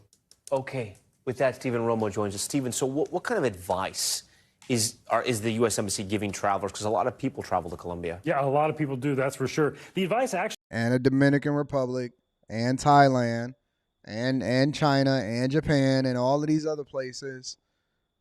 Okay. Applies to pretty much anywhere that you're dating when you find people online. A lot of it is if you meet a stranger, go to a public place. We hear that time and time again. Also, tell friends and family your plans, where you're going, details about the person, and even what app you use. Super said, how's this tied to Passport Bros? This dude looks green. Didn't know any better. I'm not going to answer that. I'm going to just let it keep rolling. This one, though, is more crime-oriented. Wait. You think the majority of y'all are not green? You think everybody that got taken out was only Asian? Okay, go on over there. Do what you do. You go. You got it. You smart. You smarter than everybody else. You know the hoods over there. You know when you getting set up. You can spot them. You know when a chick is gonna finesse, right? You better. You tougher. You smarter. You wiser. Everybody that go over there is situationally aware. Jesus Christ.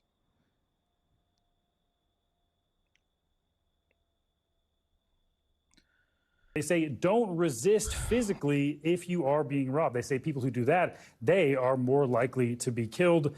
And also, importantly, in pretty much all situations, trust your instincts. If something feels off, just get away. But with all of these advisories and warnings out, I don't even go to the hoods that the places that I visit in the United States of America. I don't even go to the hoods in my own city. I'm situationally aware when I leave out and I got security with me. I still got my head on a swivel. I got cameras everywhere. I got security with me when I go to certain places. What do you mean, looking green? You ain't got to be green to get jacked. You can be the toughest dude in the world. You could be the most situationally aware in the world. It does not matter. What I'm telling you is that be careful anywhere that you go. Anywhere that you go, you need to be careful in your own city, in your own hoods, internationally, nationally, all across the board. What y'all talking about, man? out there, it might be a good idea just to put that phone down, stop swiping while you're visiting Colombia for a little while. Good advice, Stephen Romo. All right, man. Anyway, so the point of this whole segment is to be careful because I know a lot of people are inspired by, and a lot of people, not just passport bros, but it's a lot of people that's doing a lot of traveling in general. Ain't nobody getting robbed in Thailand. All right, cool. Y'all got it. Y'all go ahead and head over there and see what's happening.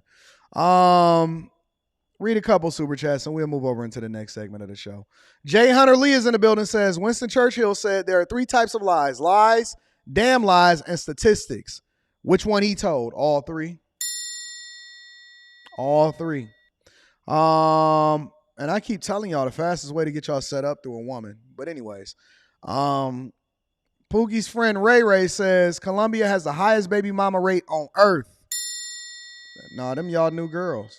Spaces says that lady looked like she was singing rap lyrics. Enforcer 2K9 is, you know why feminism hit our community so much harder? Because everything we do as a community, we got to turn up and over-exaggerate everything. That's an interesting take. JP is in the building, says, passport bros is getting scammed heavy. It's all business for the women. They leverage their insecurities.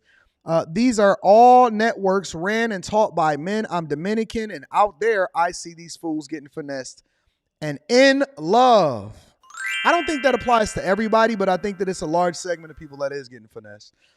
T.O. says, shh, I got to be a little extra cautious when I go to my home country. These dudes traveling in Colombia like it's Beverly Hills and taking these chicks out on date and putting them on their Snapchat.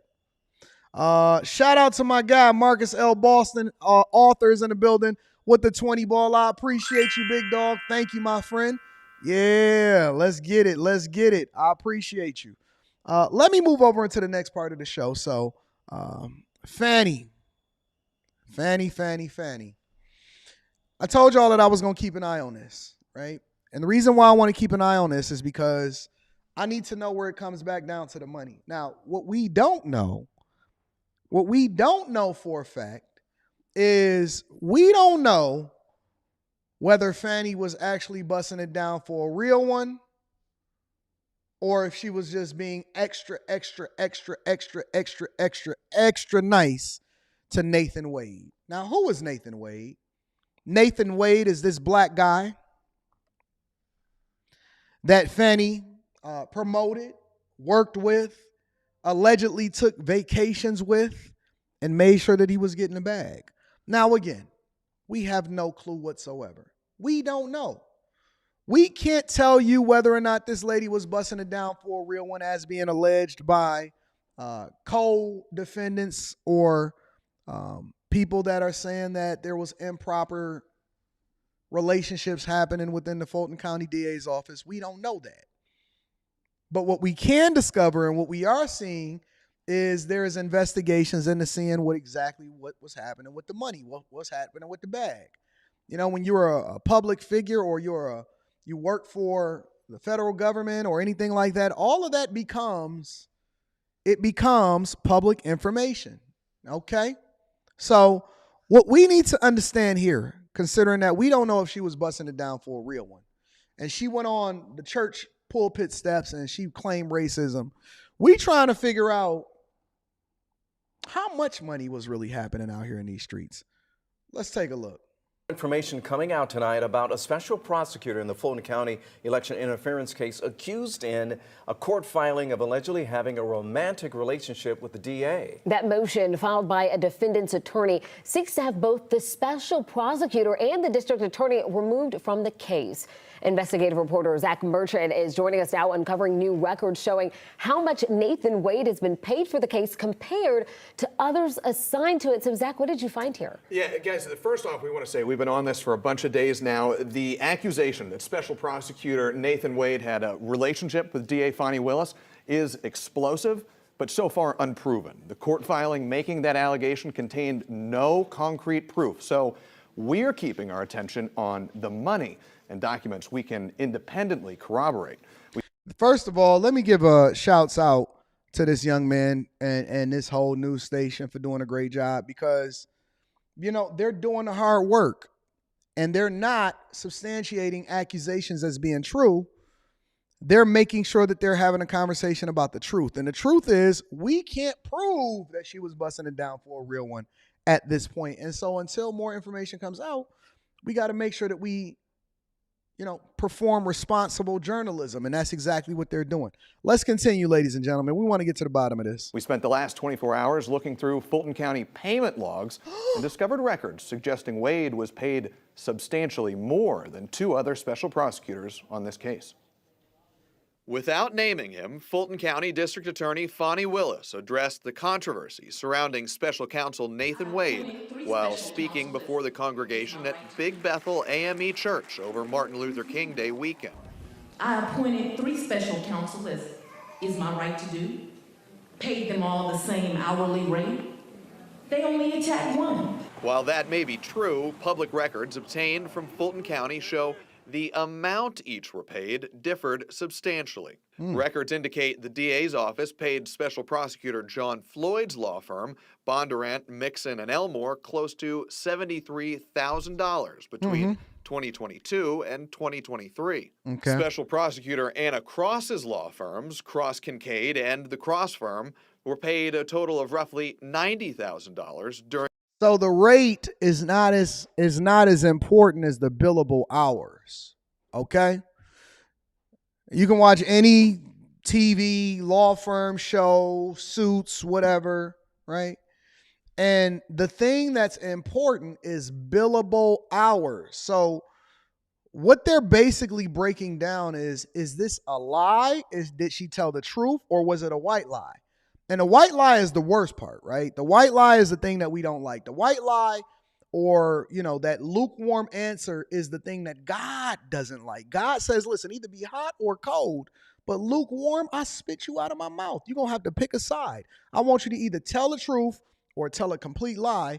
That way I know where you stand. And often at times we can actually take the person that stand on what they stand on because they may actually believe in what they're saying. However, they just need to be remixed a little bit and given a different purpose because they don't have the understanding, such as Paul, Saul.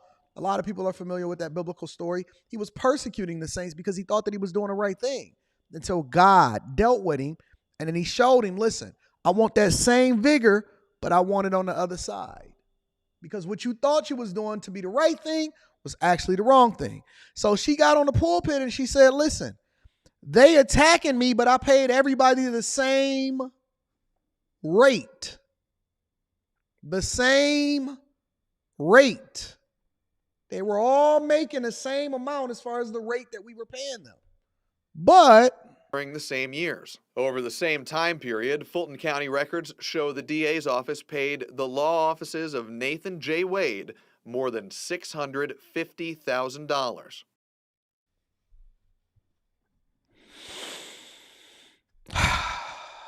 Now, I don't know if this guy is just so much more of an exceptional lawyer than everybody else. I have no clue. I mean, the guy probably can argue a butterfly out of a cocoon. It could talk a spider from releasing its prey. It could probably talk a tiger from releasing whatever antelope that it caught in the jungle out back into the wild. It could talk an eagle from letting go of a snake that it captured inside of the pond, and an alligator from letting go of a human being if they caught him in the wrong place at the wrong time inside of the Australia outback. I have no clue. I mean, this guy probably is smarter than smart. He's wiser than wise. He can argue everything. He works harder. He puts in more hours. He dedicates himself. He makes sure that he does everything that is right for the community. And I have no doubt about that because I believe in my men. I believe in my black men. Real talk. And they were all paid at the same rate. But those billable hours, baby. Now, billable hours sometimes can come in the form of, how should we describe this? Make sure that the church, we protect the church, we protect the daycares. Billable hours can sometimes come in. I'm not saying that this is true for her or him. Shout out to Nathan Wade. Sound like a movie star name, right? Billable hours sometimes can come as a result of back shots. You know what I'm saying? The bag come with the back shots. And I'm not saying that this is the situation, but why would she get on the pulpit on MLK Day in God's sanctuary and claim racism or injustice when she knew that this information was out there and that the people was eventually going to dig it up. She knew the information was out there and the people was going to dig it up. Why is there such a disparity between the amount that Floyd's firm, Cross's firm, and Wade's firm was able to bill and what was paid? Y'all said he worked 172 hours a week. I'm with it. I'm with it. Get that bag. And he got that extra 60 cents on there too. Okay, let's continue to go. Let's rewind this a little bit. Of Nathan J. Wade, more than $650,000. What up, Marley Mar? Those figures sound radically off, but if he did the vast majority of work and they were just consulting, those figures may be accurate.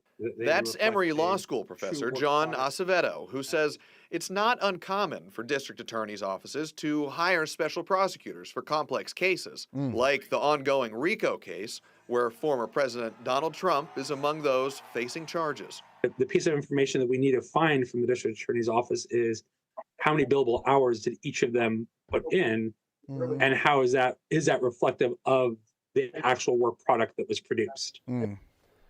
Emory Law professor John Acevedo, who you just heard from there, said that even if the allegations against Wade and Willis are ultimately proven true, it's unlikely that would force a judge to throw out the ongoing prosecution of former President Donald Trump and his co-defendants.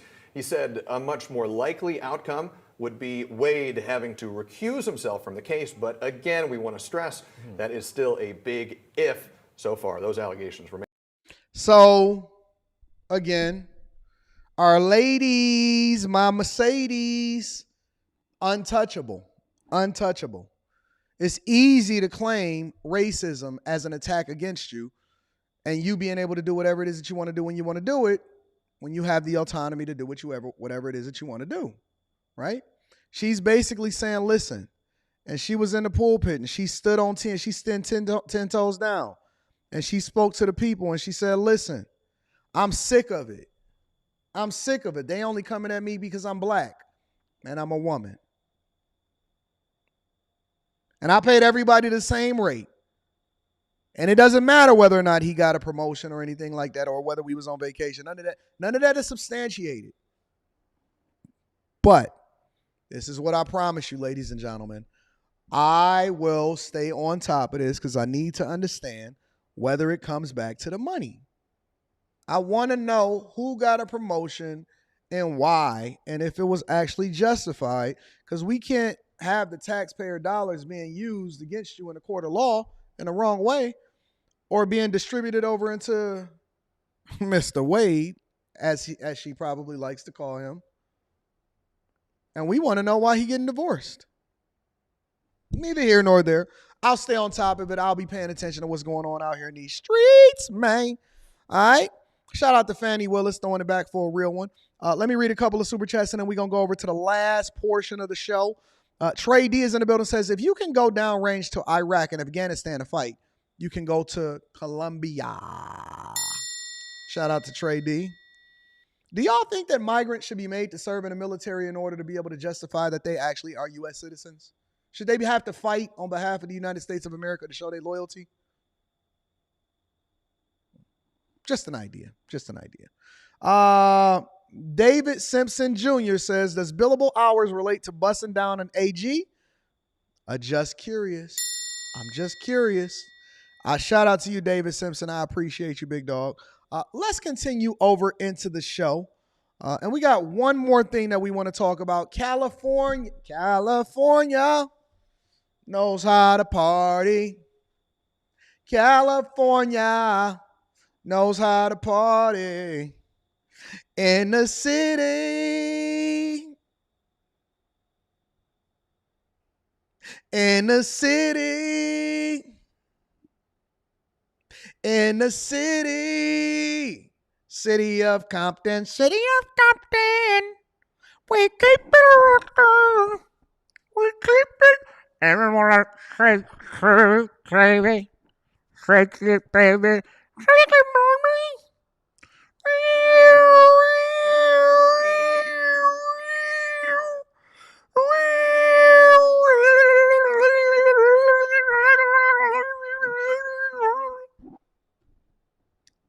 In the Sunshine State with the about to play me some California love when I get off of here right away. Right away, I'm playing me some California love. But I want to keep you guys up to date of what's going on with our EV infrastructure and what's happening across the entire United States of America. The entire United States of America. In California, where we keep it rocking. We keep it rocking. In California, knows how to party. They are out banning gas cars, and eventually everything is going over to EVs. Now, this is an investment opportunity for you guys. I don't want you to get emotional about it because I can't control what's going on over in California. Shout out to Legacy Builders. I can't control what's going on out in California. But what I am going to do for you guys is I'm going to keep you informed on what's going on out here with Gavin Newsom. Gavin Newsom is out here destroying the entire California economy. Let me keep you guys up to date on what's going on. The Environmental Protection Agency will hold a hearing on California's EV mandate. That mandate basically bans the sale of new gas cars by 2035. Climate guy Mark Morano is with us this morning. Mark, a contrarian question. We hear that last year, 2023, was the hottest year. Let me look at that. Tesla down, Lee Auto Inc., Rivian Automotive. We talked about Rivian and Stock Club and the Patreon. Neo, Lucid Group. These are all EV automakers and what their stock price is.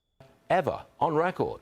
So what's wrong with banning gas-powered cars by 2035? Well, first of all, if you want to get the hottest year on record is pretty much declared almost every year, every other year. It's based on hundredths or tenths of a degree difference, many times within the margin of error of the data set. And even the NASA former head global warming scientist said it's a political statement. It's meant to create fear, meant to push politics like an EV ban. And if you were actually worried about climate change, the last thing you would think of is EVs are the solution. It takes 500,000 pounds of materials, including raw earth materials, to make one average-sized Tesla battery.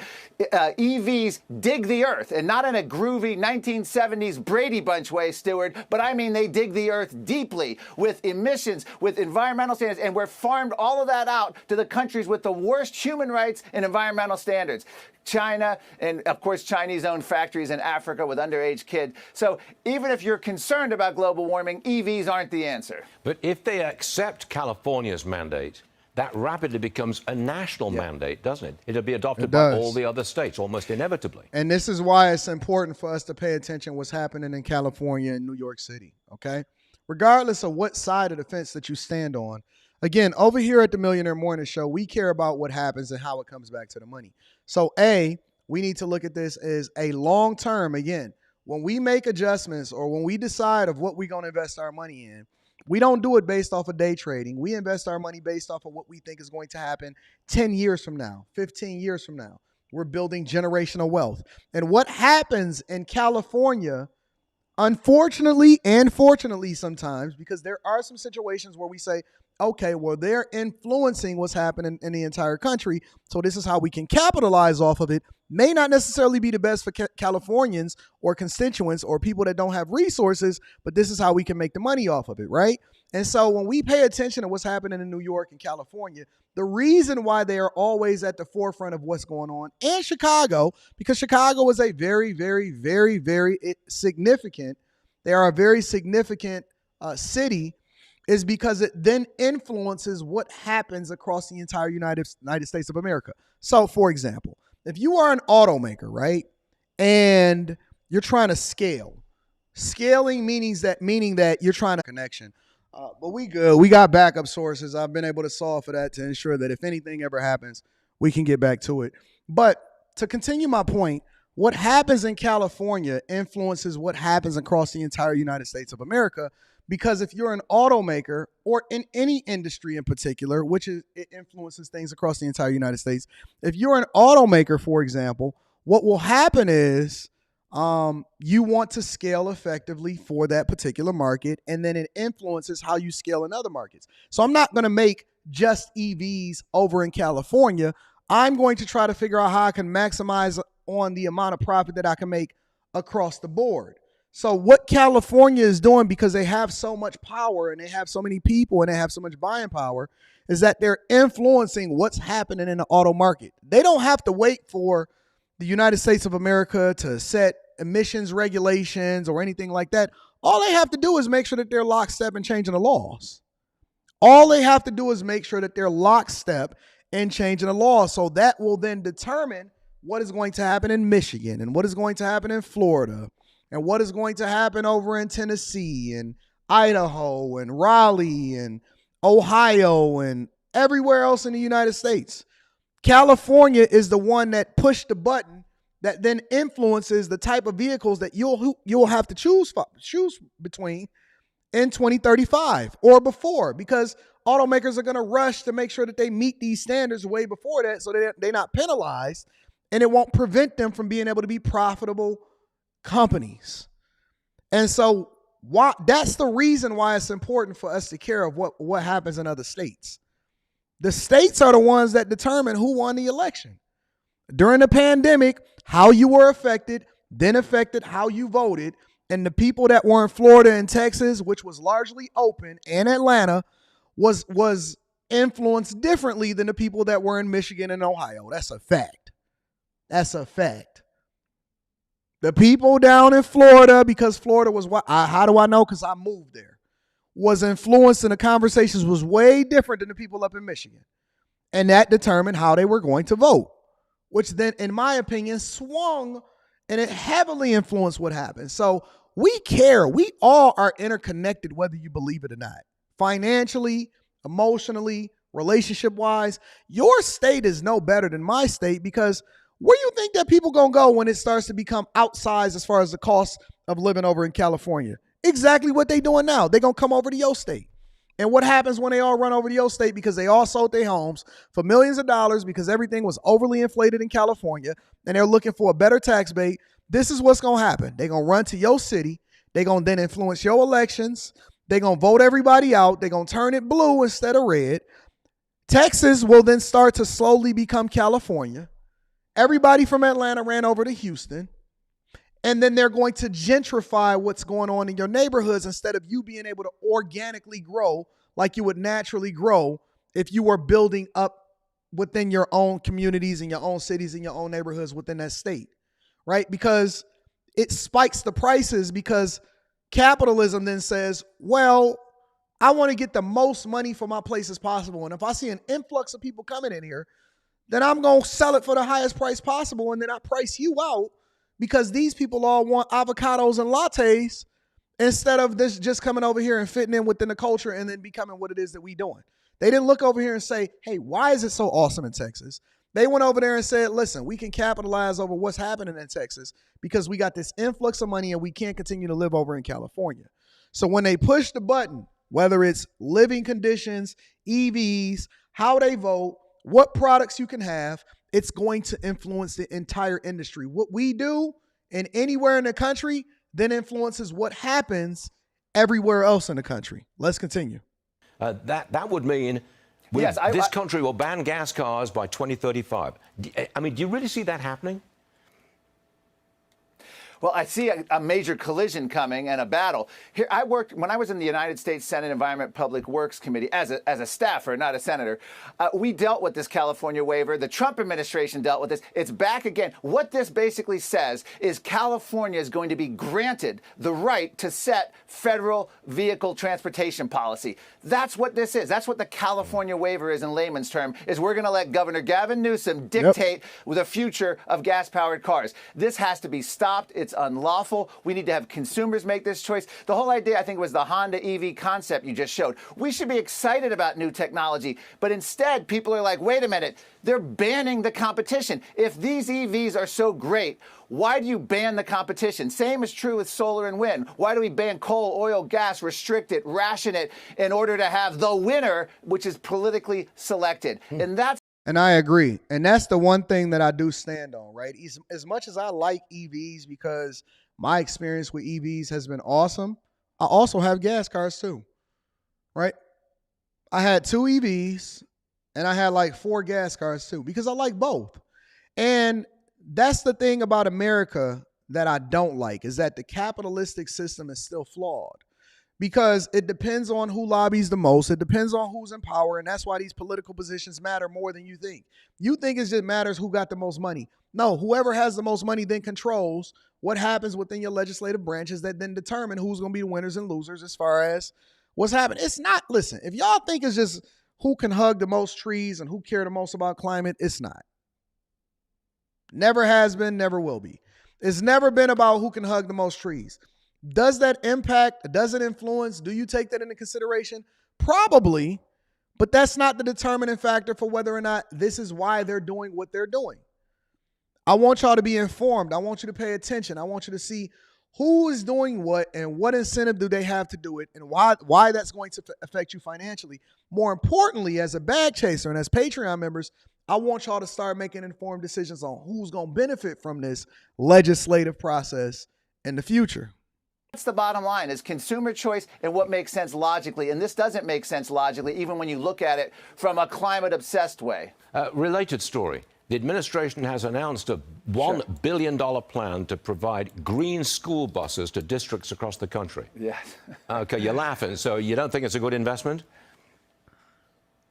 Well, I think even the corporate media like Washington Post, which is run by Jeff Bezos, which is pushing these kind of electric vehicles, they couldn't even spin this successfully. In the article that the Washington Post is promoting, they're talking about years of infrastructure to even power this green electric bus fleet. Plus, we have recent history. Sweden had to shelve theirs because of cold weather. They weren't operating. Philadelphia spent some upwards of 20 million plus, and their buses eventually disappeared due to maintenance issues. They are forcing a energy transition on the public and on our infrastructure and our country that's just not ready. They haven't worked out even half the bugs yet. This is just another example. And it's due to this Inflation Reduction Act, which will pump out billions of dollars in federal mandate subsidies for decades into the future, unlike Obama's stimulus, which expired after a few years. So everything looks successful initially when you have all the startups. Wow, look at this record profits, investors, green money coming in. It's because it's the illusion of prosperity from the government selecting these winners and losers. Electric buses aren't going to do, but the only thing electric buses will do is make virtual learning come back for students, as they won't be able to get to school. And then once the buses collapse the grid, virtual learning won't even exist. Yeah, I do think that what happens in government heavily, everything is interconnected, and what's happening in government heavily influences what you're able to do, what you're able to accomplish, and what you're able to buy. I mean, if anything, the pandemic showed y'all that. And I know we got short memories. I know it's so easy for us to forget about it because it seems like it was just yesterday, but you've already forgotten the influence of what happens. Man, listen, they destroyed and created entire industries based off of what happened during the pandemic. It was companies and people that got rich, people that went broke. We seen what happened with toilet paper. Kroger stock price exploded. Peloton stock price exploded. Zoom stock price exploded. Eventually, Zoom came back down to reality. Peloton was still a trash company, and I told y'all to get the hell up out of that. Zillow speculation. What happened with rates went down to practically nothing. Everybody was trying to buy homes at the same time. Home prices exploded. People were paying over $150,000 more over asking price because they all thought that they was moving out.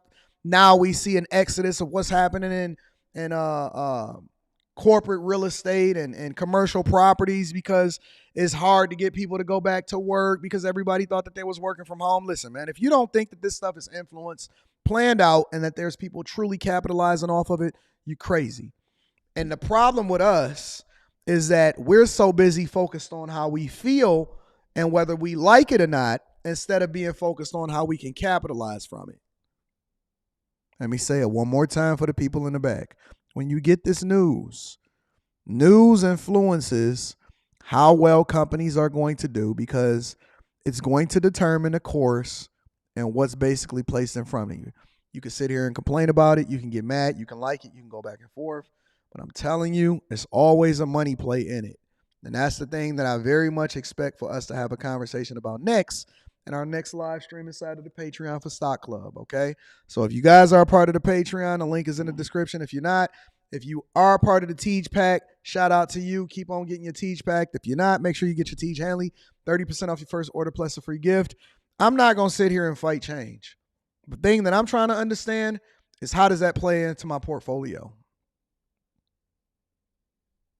How does it play into my portfolio? How do I make more money from it instead of sitting here advocating against something that's coming anyway? What are the margins? Where's the opportunities? Where's the contracts? Instead of us trying to understand and get these government contracts that support what's happening with the Chicks accident and the infrastructure deal, we sitting here trying to figure out whether or not we actually like a person or not. Most politicians are donated to. You don't think that the same people that's giving money over to Biden is the same people that's giving money over into the Trump campaign? We're going to leave it there.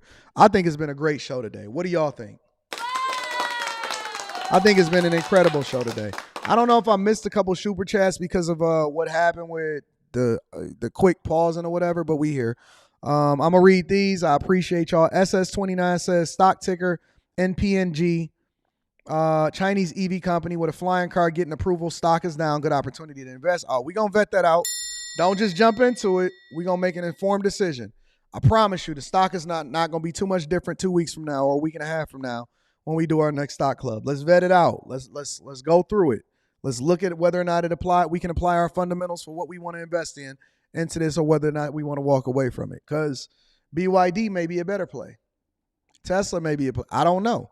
Spaces says, Eric Adams says, take that laugh scrimmage down. You saying it's Eric's fault? All right, yeah. Shout out to Spaces. Listen, I love you guys. I have so much fun talking to you guys on a daily basis. It's funny. It's informative. We have a good time. We're going to be on the Anton Daniels channel tonight around 10 p.m. Eastern. You know my dog Freezy come through. And we have a good time, and we're gonna dig deep tonight, y'all. We're gonna dig deep, solutions-based. As far as relationships, we digging deep, but we know that our relationships is largely a business transaction also. So, you might see it to be something that you want to tap into. I don't know. Let's just see and see what happens, all right? I love you guys. I appreciate you. Think that y'all the greatest audience on earth. Let's continue to run this bag up. Let's run it up. The greatest show on earth, the greatest morning show ever. And it's all for y'all. Again, keep me in your prayers because after the morning show tomorrow, we got to make sure that we get baby girl over and get her procedure done. It's going to go great, and we're going to go from there. I need y'all to do me one more favor before we get up out of here, y'all. Make sure you share this with your family and friends. We certainly don't want to be successful by ourselves. I love you. I appreciate you. Make sure you tap into the Patreon. The link is in the description as well as pinned to the top of the chat. Let's tap in tomorrow. We back at it, but we live streaming for the crib, all right? I love y'all. I'm going to talk to y'all later. Peace.